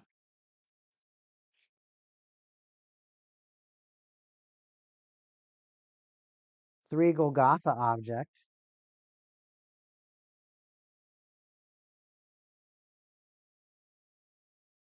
I'm being a very bad streamer. I gotta check my chat. Gotta check the chat. How's your day going, everybody? How you doing? How you doing? How you doing? I'm having a great time streaming. I hope you're all enjoying the chat. I hope you're all relaxing on your Sunday. If you worked, I'm glad you're contributing to society.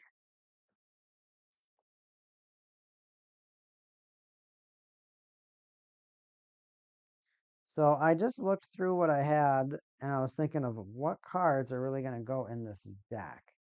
These are the ones that I could really think up off the top of my head and stuff that I remember seeing in the film. But like stuff like the 13 hands or whatnot, that one's kind of weird to me. The regular 13. And then these kind of like cannon guys that you see at the beginning of the film are also kind of weird to me.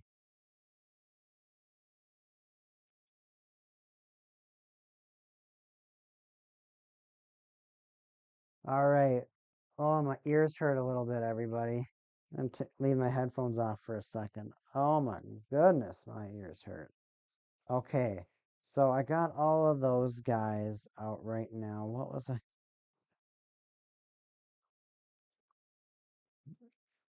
Let's see here. Anime.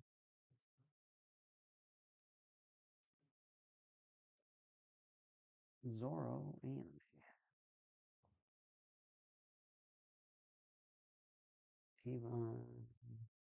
Evangelion. Where's none fault?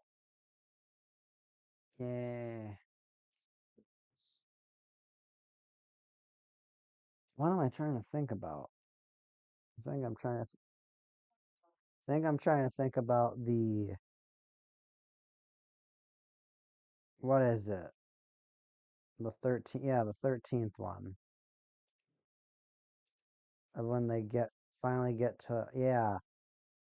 They're like, oh, we need to take the spear out of this thing.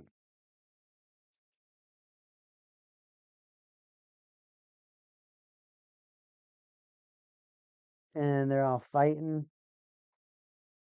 Asuka and what's her name? Mari have to get through all those 13 one arms. Oh, that's so. I also wanted to get some inspiration from the Battle Spirits website.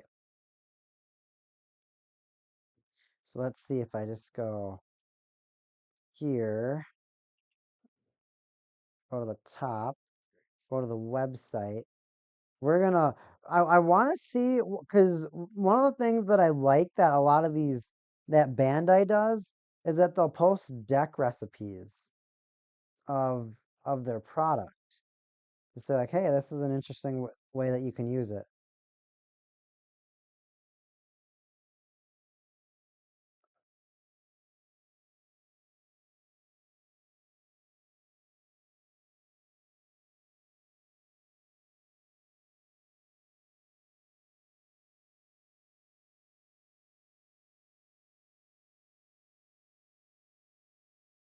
Hold on. Man, when they errata things, it's really hard to like you just get sucked into it. And CB23, the card name used in CB2349 and CB2351, Kuzo of Masato Katsuragi Villa, and this card's name in the CB23 Masato Katsuragi.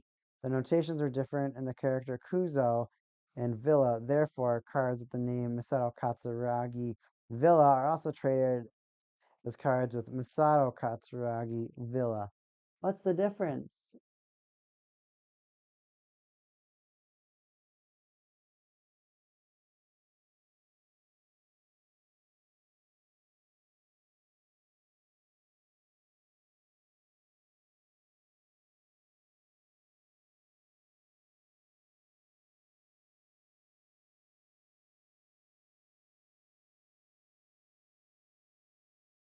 I guess I don't get it. I don't get it. Pre-constructed deck. No. Let's see here.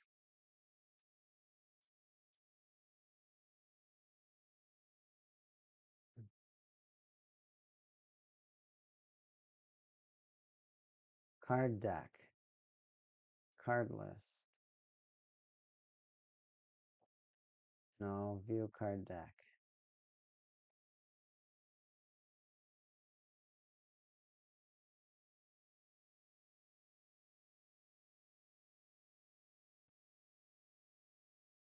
I don't want not sure if I want extreme game decks. Card specials, yep. There we go.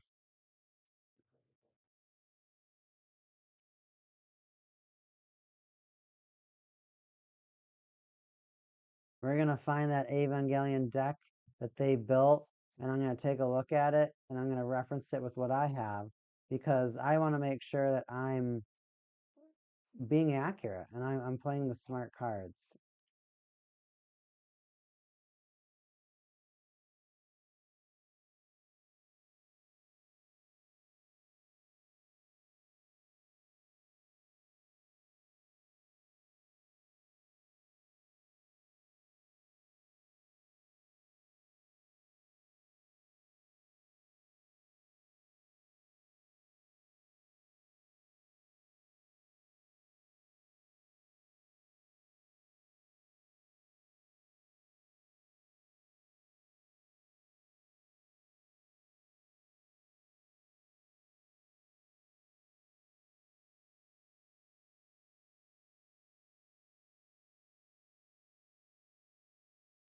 PCO5, 005. I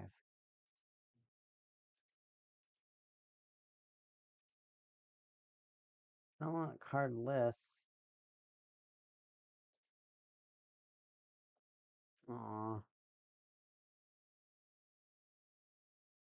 They used to have more. I swear they had. Oh, that's kind of a bummer. I must be there. It's got to be in a different spot because I know they have like huge quadrants and it goes back for a long time.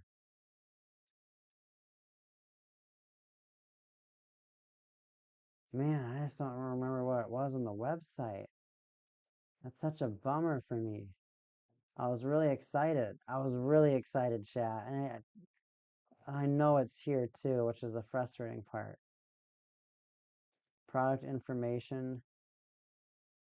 No. Rules, card deck, movie, event, club.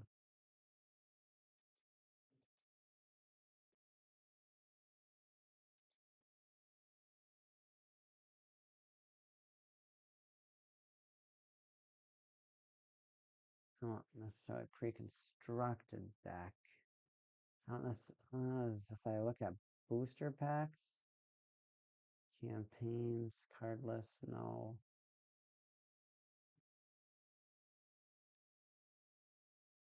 It just wouldn't be an extreme game either.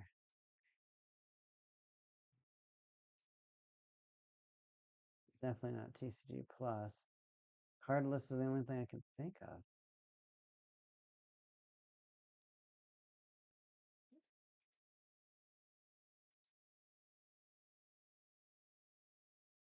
Oh my gosh, this is so hard to find, chat.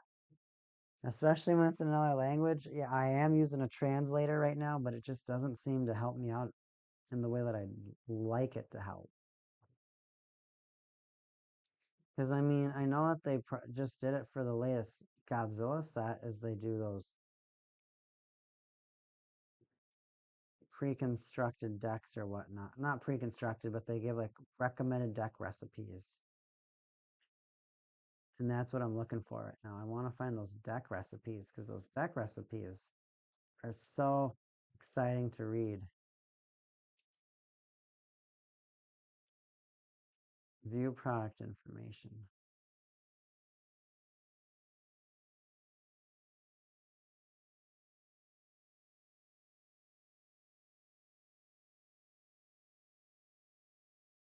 Mouse speed tower. Wow, click on the Godzilla set.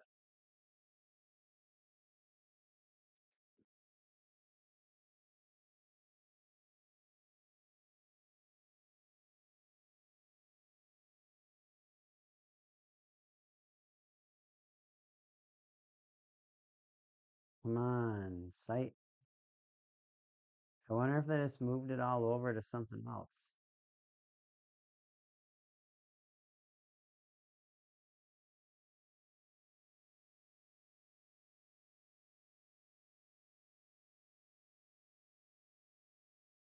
Deck development. Finally, deck recipes. Think I found it. We found it, everybody. Yay! All right. The deck recipes. This is a hard features card deck. All right. That's crazy. I don't know why it was so hard to find. Oh, latest deck development. Okay, I found it. It was actually a lot easier than I thought. All right. Evangelion. Shinji and Dad. Dad! See here. That's Dad. We'll look to see how they make it. And then I'll see how I want to make it. So they like 3 of that. Yep. 3 of this, of course. They do play 1 of those. 3 of that, of course. Only 2 spears. 3 of those. 3 Golgotha. 3 Fudayuski. 3 Gendo. 1 of those. Yep. So that one's very similar. Now let's look at the other one that they did. Sphere of Longinus, Gendo Akari, Unit 13, Unit 13 Arm. So they did play an Arm. Unit 13 Memory World. Yep. 44B. So Mark 6. 44C. Evangelion Amphitype. 3 Braves. 3 Golgotha. 1 Impact. 3 Longinus. 3 Special Agency Nerve. Interesting. So it does seem like my build is pretty consistent with what it should be. Now, the biggest thing is just trying to understand the theme. If I'm consistent with the theme, then it's good. If I'm not consistent with the theme, that's not optimal.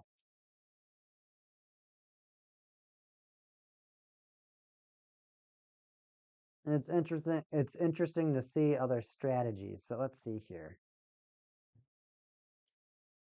Does it have Yui in here? That would be funny if it does.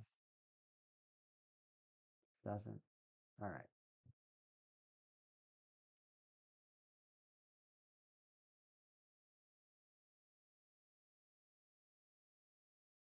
All right. So Asuka and Mari are just like, all right, we have to take these spears out of you. We're going to take the spears. We're going to try. Mari's got to fight. They're descending. Blah, blah, blah. Oh, no.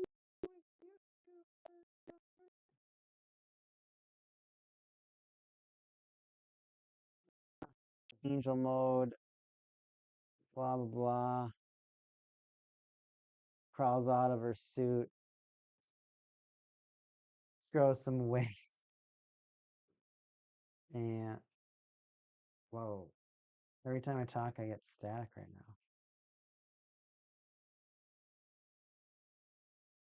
now. Uh-oh. Now you're just going to get eaten.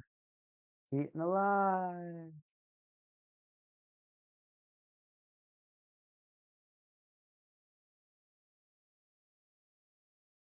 So weird. Alright, it rips its like throat?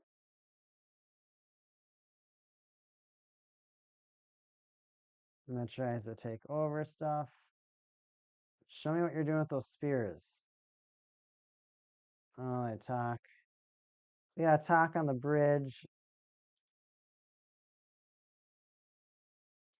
And now he's got his Evangelion Unit 13 again.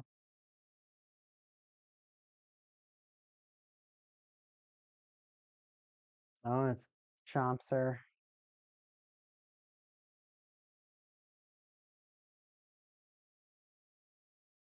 Oh man, now it's going like celestial with chomping. So it does this thing again.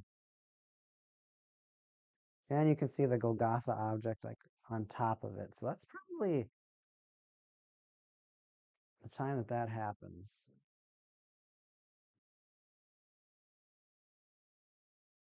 C scrolls, blah blah blah. They try and shoot you. Yeah, it goes all white and whatnot. He hops in it. Chomp, chomp, chomp, to chomp, to chomp, chomp. Pizza okay for dinner? We had pizza yesterday. I don't know. Those tacos was kind of a good idea if you still want to do that. But I guess if you want, what would we have with pizza? No, I could do tacos. We have everything for tacos without any extra effort. I'll make those, okay? And then I'm just doing this last deck, Britt, and I'll be done. I know, I've been watching you. All right. We are good to go. Guess who's getting pizza tonight? If you said Neon Omen, you're right. If you said Novalance, you're also right. All right, and then Shinji's got to beat up his dad. And then get in the robot.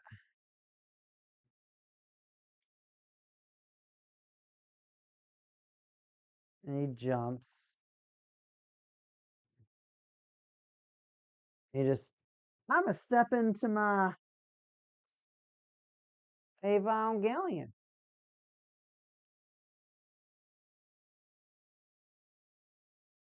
And then he gets his own Evangelion. Now they both have spears. Now they're flying through time.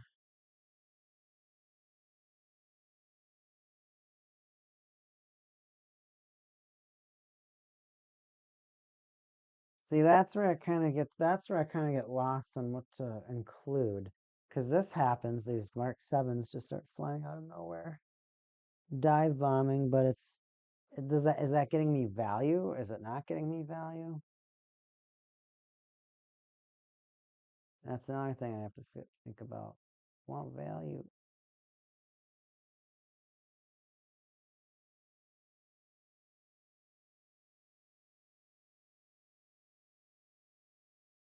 Oh man, he does the stabby thing. She likes when people are patting her head. Karu at the end. All the spear stuff at the end, man.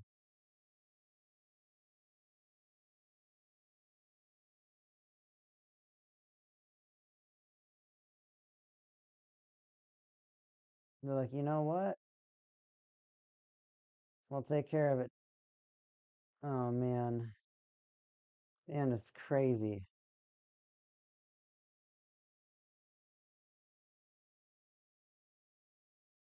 And mom's like, you know what? You're not doing that to yourself. He's like, aw. Why not, mom? Because this is for dad and me to do. All right. Well, I don't think I saw.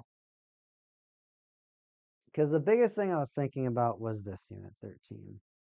And I think that this Unit 13 is legitimately just the same one from the third movie. I think it's just a different art of the third movie when it's taking the spears out.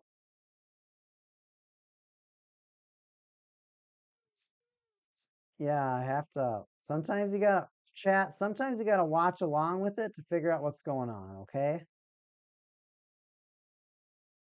It'd be like that sometimes, right?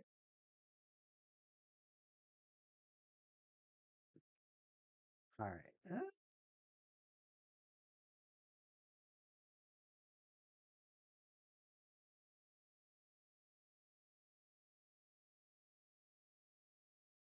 All right, he gets his 2 arms.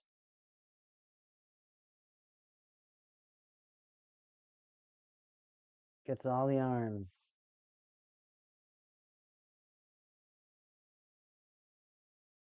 Don't do it, Shinji.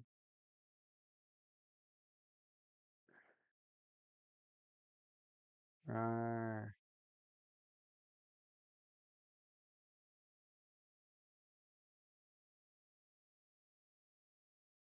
All the blood goes everywhere.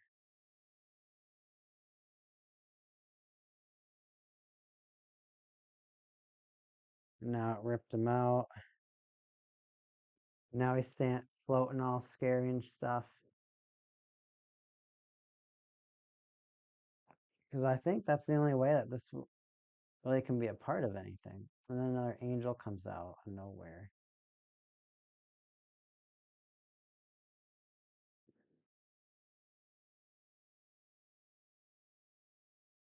And then the head just kind of pops out.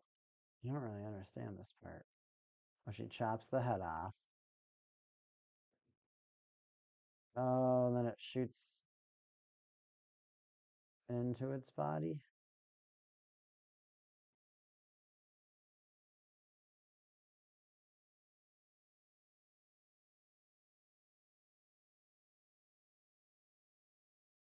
Shoot the angel. What is going on?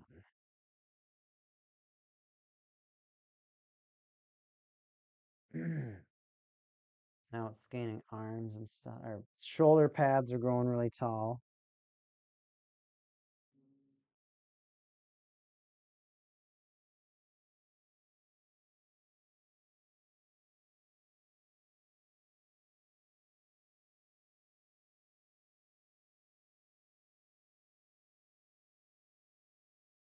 It's screaming really loud.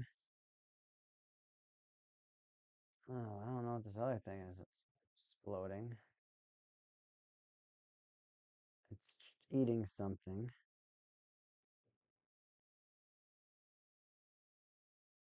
And now it's transcending. They're like, oh, please don't transcend. It's like, well,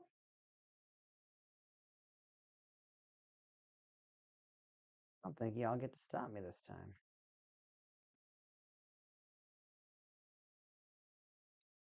It's crazy.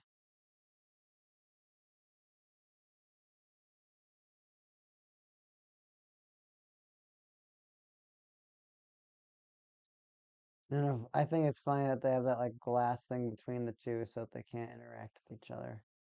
Sorry, you can't stop the collar, which I don't know. Is that gonna be good? So he doesn't get like an exploded bone shot at him or anything like that.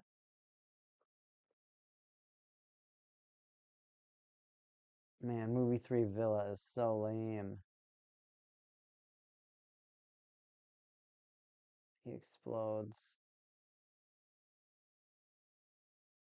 So this card kind of shows up in 2 decks. Now let's see here.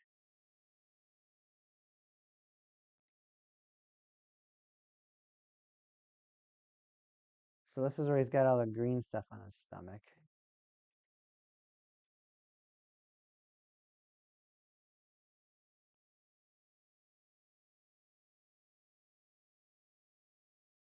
But when I look at the X rare,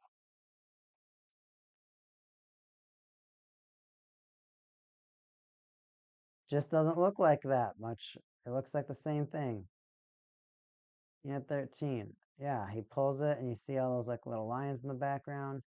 And then he also is like getting all angry and stuff. Yeah, this has to be the same movie. Same movie.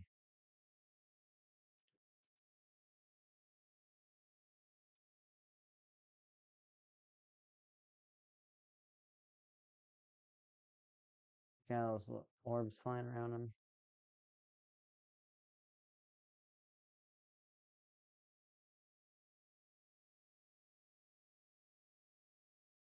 Goes up to it, pulls him out. Oh, those things that are flying around him. I see. They go into his shoulders, activate his chest. Oh, it activates his other arms. You're just like, oh my god. And he's got two sets of hands, arms, hands and arms. And then he pulls it, and he's screaming, and it pulls,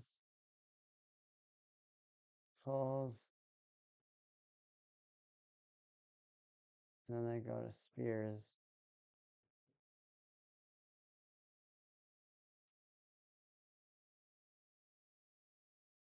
He's just sitting there. Okay, everybody. So it looks like he's just grabbing some spears. So this is accurate. So there's a lot of cards in here that we know for sure are staying in the deck. So for sure, 3, 3, 3, 3, 3, 3, 3, 3, 2, 3. These are for sure being in the deck. Now it's just this guy. So I'm gonna hop back to the fourth movie. It's a VR. That's weird.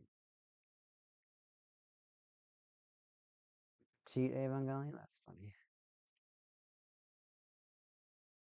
Am I gonna have to mute you again? Probably. Na, na, na, na, na. We can all be friends. All right, so Unit 13.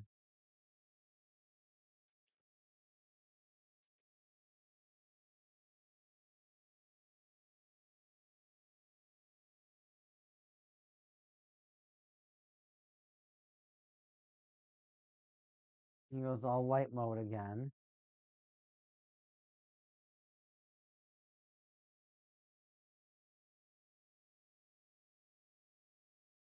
Blah, blah, blah. Where's white mode? Get in white mode already.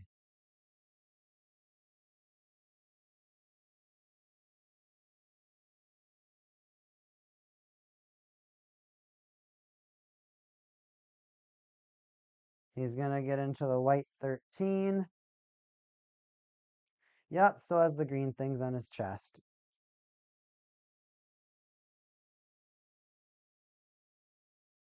So it literally is just the same thing. And so the previous deck, I'll just have to update those.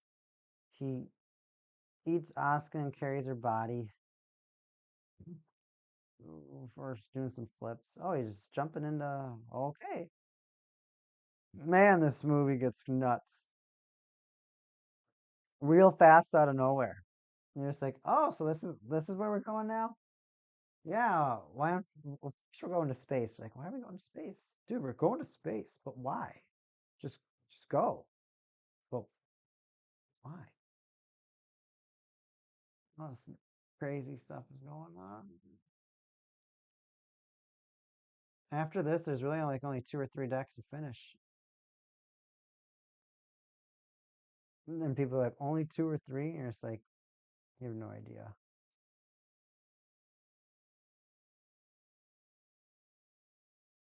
You have no idea how many decks there are to build. 3, 3. These yeller. Yep.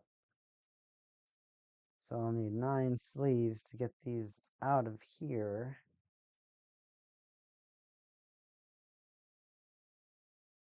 Pretty much done with sleeves.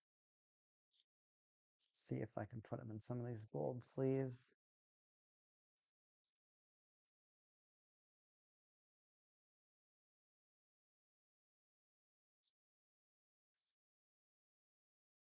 Taking some cards that would have gone into the binder and taken them out.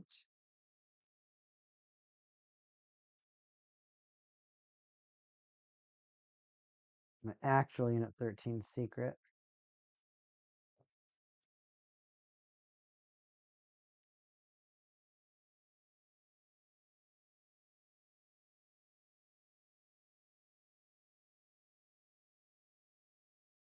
I control reality.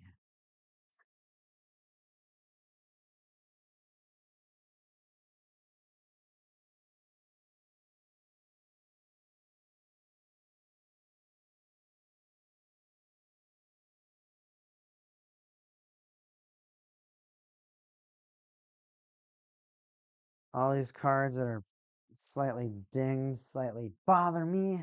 Ah! But I guess if I have so many of these clear, like, penny sleeves, I wonder if I could just put, like, a lot of cards, like, consolidate a lot. Like that. Maybe not a bad idea. I'll just consolidate a lot of these. So it is the easiest deck. Yeah, I'm consolidating, everybody. Consolidating. All these commons. You get 3 of them. Just 3. Those over there.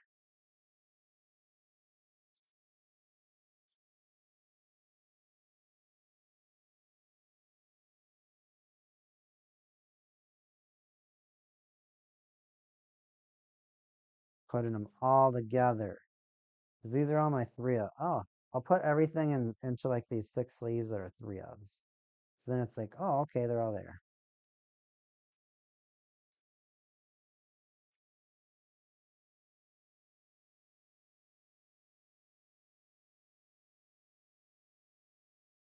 Get out all of those guys. All this world ending has got me so hungry. Dad and son. Evangelion is just daddy issues, I guess, apparently. Got a problem with your dad and the world. Just do it.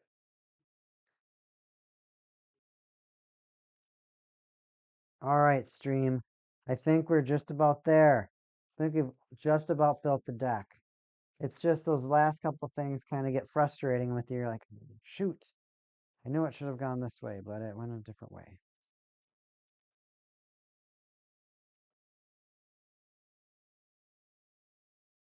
I like how they talk to each other as Evangelions. Like, well, I guess they are souls, or half souls.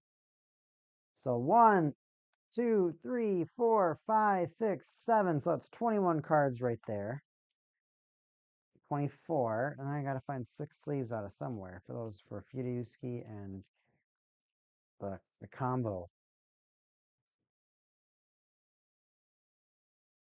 I think this card is good to run at 2. Now that card, I want to run at 3 at the other deck. I just don't think there's space. I think the space is the problem.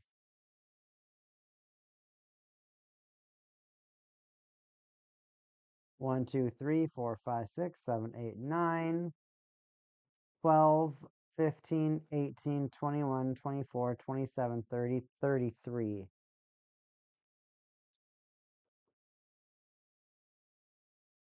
These will be solo.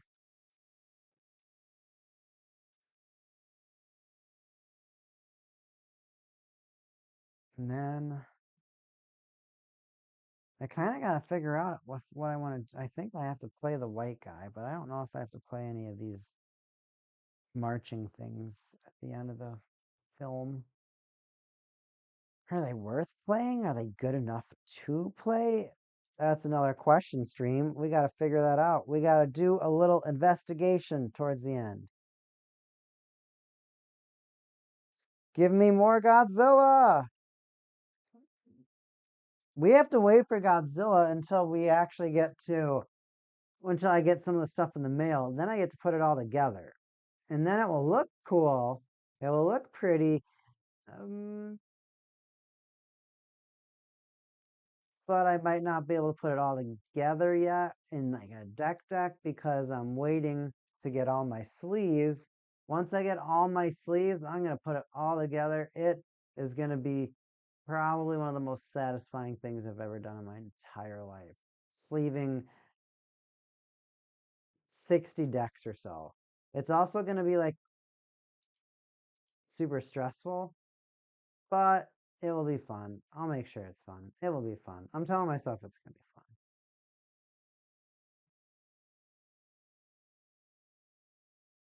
White crystal barrier. First, everyone likes a good diamond wall. Bendo, 13, 13 arm. I don't even remember what the arms does. What does the arms do? Show me the arms.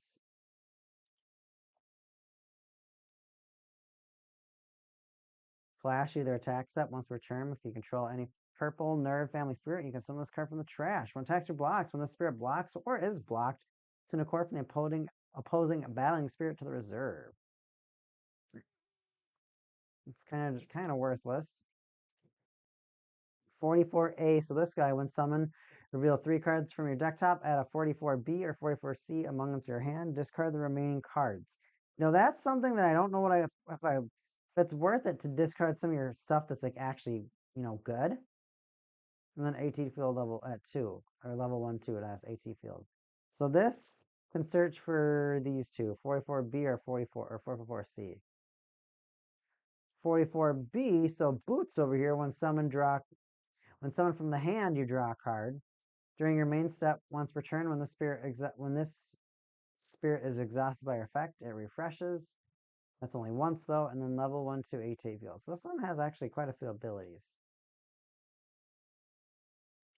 And 444C, summon any amount of 44B from your hand or trash without paying the cost. So if you summon from your hand, you'll draw a card. If you summon from the trash, you got something on the field. Level 1, 2, 3, AT field, when attacks or blocks. Level 2, 3, during your main step, by exhausting any number of 44B you control, for each 44B exhausted, send a card from the opposing field to the reserve. I mean, you can exhaust and refresh. It's lame. It's pretty lame. There's nothing special about that effect. You're really not going to gain a whole lot of advantage from that. So I don't like the whole 44 squad, I guess, over here. It just doesn't seem that it would be that beneficial. To me, it feels like it's here, but why is it here? I'm going to say no good.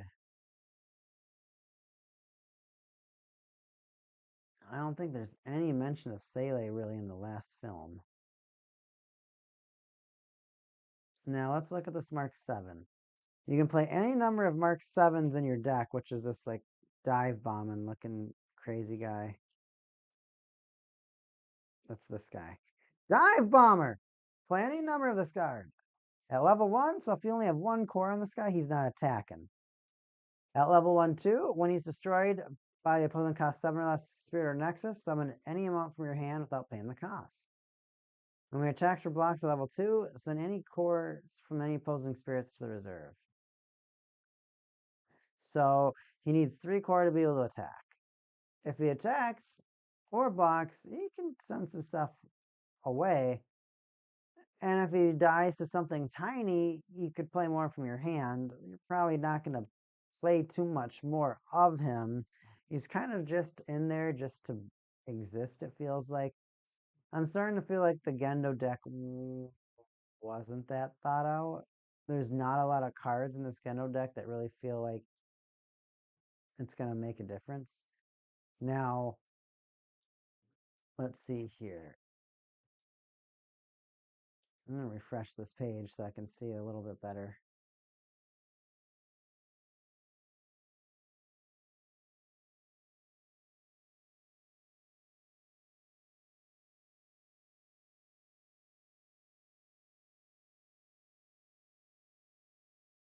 Got a message Jet Saber back. So interesting.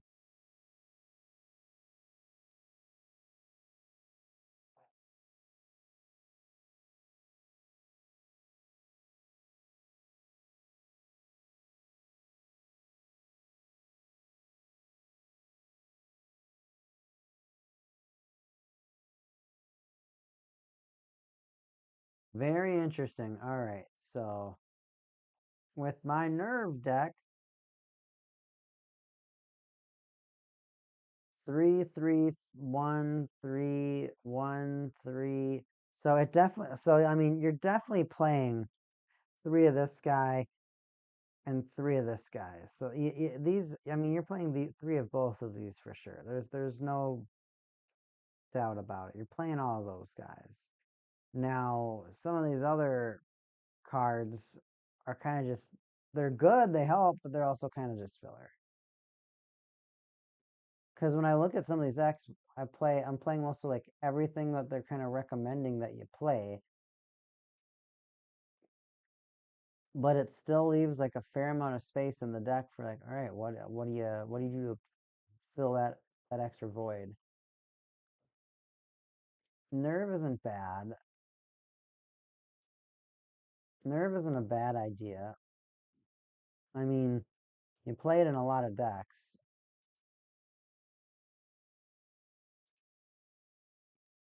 You just kind of get in this really weird spot of where just like, well, 44B and 44C, they're okay. Like these two are okay. This one, 44A, you'd never play. 44B and 444C, they're okay, but you still feel pretty awful playing them. I think I'm in this stunned state of where it's like, gosh, I feel like there's nothing left to put in the deck.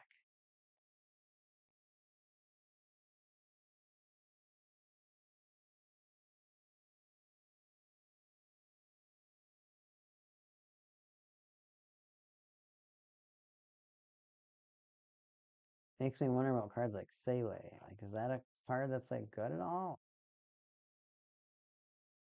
Sele.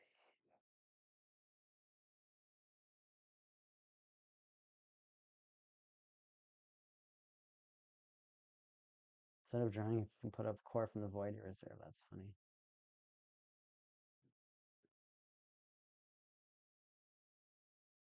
That's funny. I don't think Sele pops up at all in the last movie. I could be tripping. Oh my god. Man, it's crazy to think of all the stuff that happens in the last movie. That still could be like turned into cards. Because there's so many scenes that you're just like, wow, that looks cool. Like Black Lilith, that could be a card. Huge floating ray, could be a card.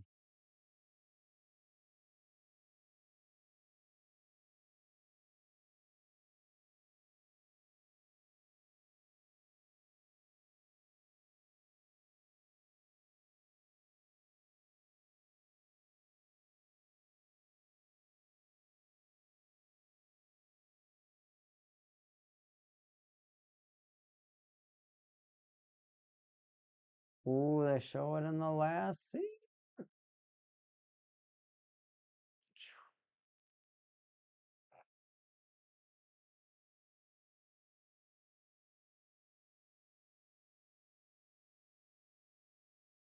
She only held slot unit ones though. Mom only held slot unit ones.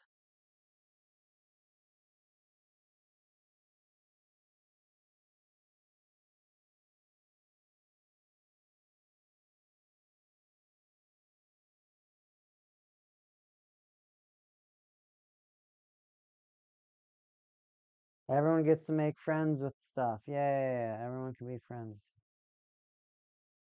Just takes the end of the world. End of the world, everybody. Well, figure it out.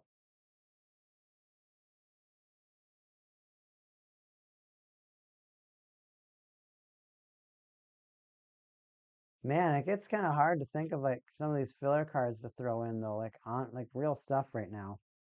So 1, 2, 3, 4, 5, 6, 7, 8, 9, 10, 11, 12, 13, 14, 15, 16, 17, 18, 19, 20, 21, 24, 27. So we have 30 cards, 32 cards for sure in this deck. 35 cards, 36, 37. Do I play 3 of these? Let's see, I'm pretty sure I probably should.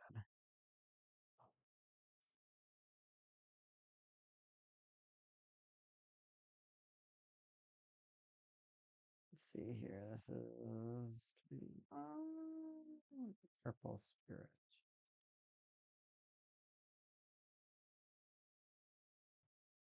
All right. Let's see if I can find a third one of this guy. I probably won't, but we'll check. He was in the pile, but like I said, I don't think so. But we'll check. I am in checking stage. It's crazy to think about all the cards that are played and the cards that aren't played. Because there's just so many exciting options. There really are so many exciting options to play in this series. And all the ones that I've collected too, that just so I'm like, oh, well, that's a possibility. Well, that's a possibility. Well, that's a possibility. Nothing is red, so we can kind of skip through a lot of the reds. Like, Nerve isn't a bad idea either, because he's the Nerve Agency. Oh, this is all my split color stuff.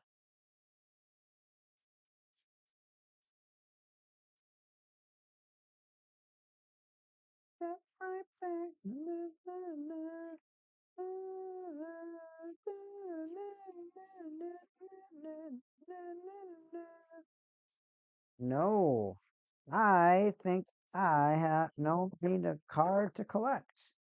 I only have two of those guys left apparently. So that must mean that I have to order another version, which is all right. That is completely okay.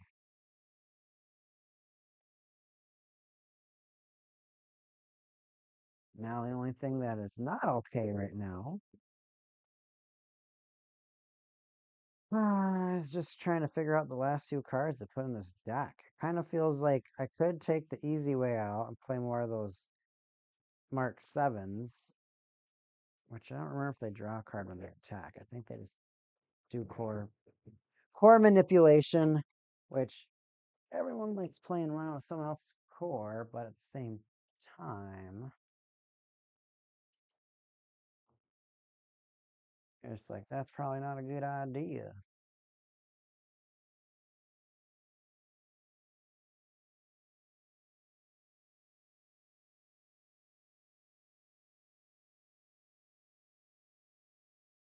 Excuse me. When Advent, send 4 core from any opposing spirits, the opposing reserve to the trash. This can't be prevented by opposing effects. Then put 6 cores in the void to any of your Gendos. The spirit can brave to 2 pilots and 2 exactly named Spirit of Longinus. So it doesn't really do anything? When Advent, send 4 core from any opposing spirits, the opposing reserve to the trash. This effect can't be prevented by opposing effects. Then put 6 core from the void to any of your exactly named Gendos. Level 1, 2, 3. The spirit can brave with up to 2 pilot family braves and 2 exactly named Spirit of Longinus. Okay. So this card can get really, I guess with everything brave to it, it gets better, but it only does cool stuff when it advents. Kind of let down.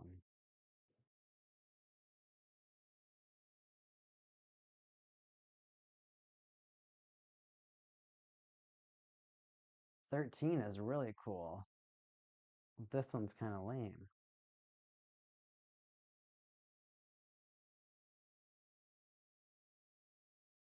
This one's actually really lame. I'm kind of stunned, chat. Like, I'm kind of stunned right now because I thought it was going to be a lot cooler, and it's just not. It's just not. It's not as cool as I was really hoping for. I'm kind of bummed. I'm silent. Like, I'm kind of a little bummed right now.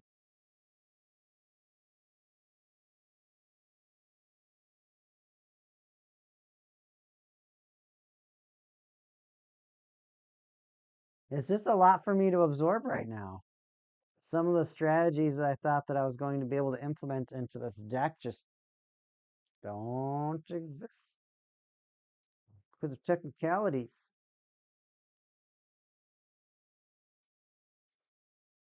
All my extra Kaurus, my Oscar stuff, these cards that will probably never get played, these X rares.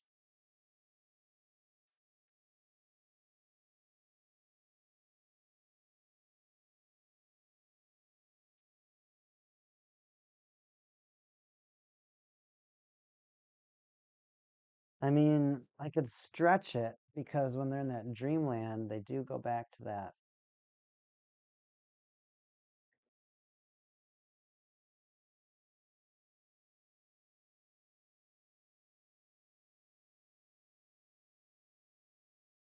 Wakes up in the hospital.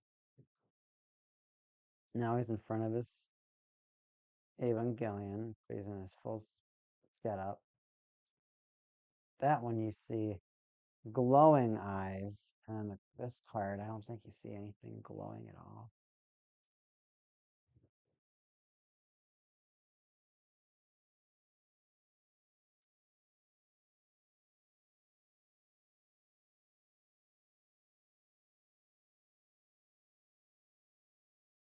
Because that one just goes straight up. Just goes straight up, chat. Unfortunate. I think we're really going to have to play the Boot Squad, and the Boot Squad is so effing lame. Boot Squad? What's a Skendo do? Core Charge Nerve and cost 3 or more, Purple and Brave, or Akari, Yui, and Nexus. Level Grand Skill 4, your main step. Send 4 from this Nexus to the Void. Draw 2 cards. You can only do that once per turn. Level 2, your attack step. Grand Field, when you have 10 core. When your Spirit Brave to 4 Brave attacks, you can send every core from this Nexus to the Void. When you've done so, send 3 cores from each opposing life and field to the Void and return one of your exact name Yukari Yui to the hand.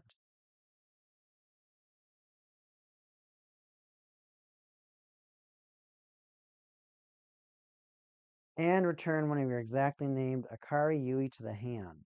Well, that makes me wonder if you are forced to play more Yuis. Huh. Because I guess this deck probably could. It's just, I just don't think she's as helpful. Because Yui says, once per step, when your Evangelion names her as summon, you can draw a card. And so she gives you a little draw power, but every unit named once per you control is treated as being one level higher. You don't play unit ones in this deck at all. So it just feels like, no, you don't play her. I'll have to figure that out for a second ability. Because it'll be pretty sad if you only get the double reduction in this deck. It'll be really sad if you only get the double reduction in this deck. That's going to be a big question I have to ask. Darn it, everybody. We were so close. Well, if we really have, if we're at 35 right now, 36, 37,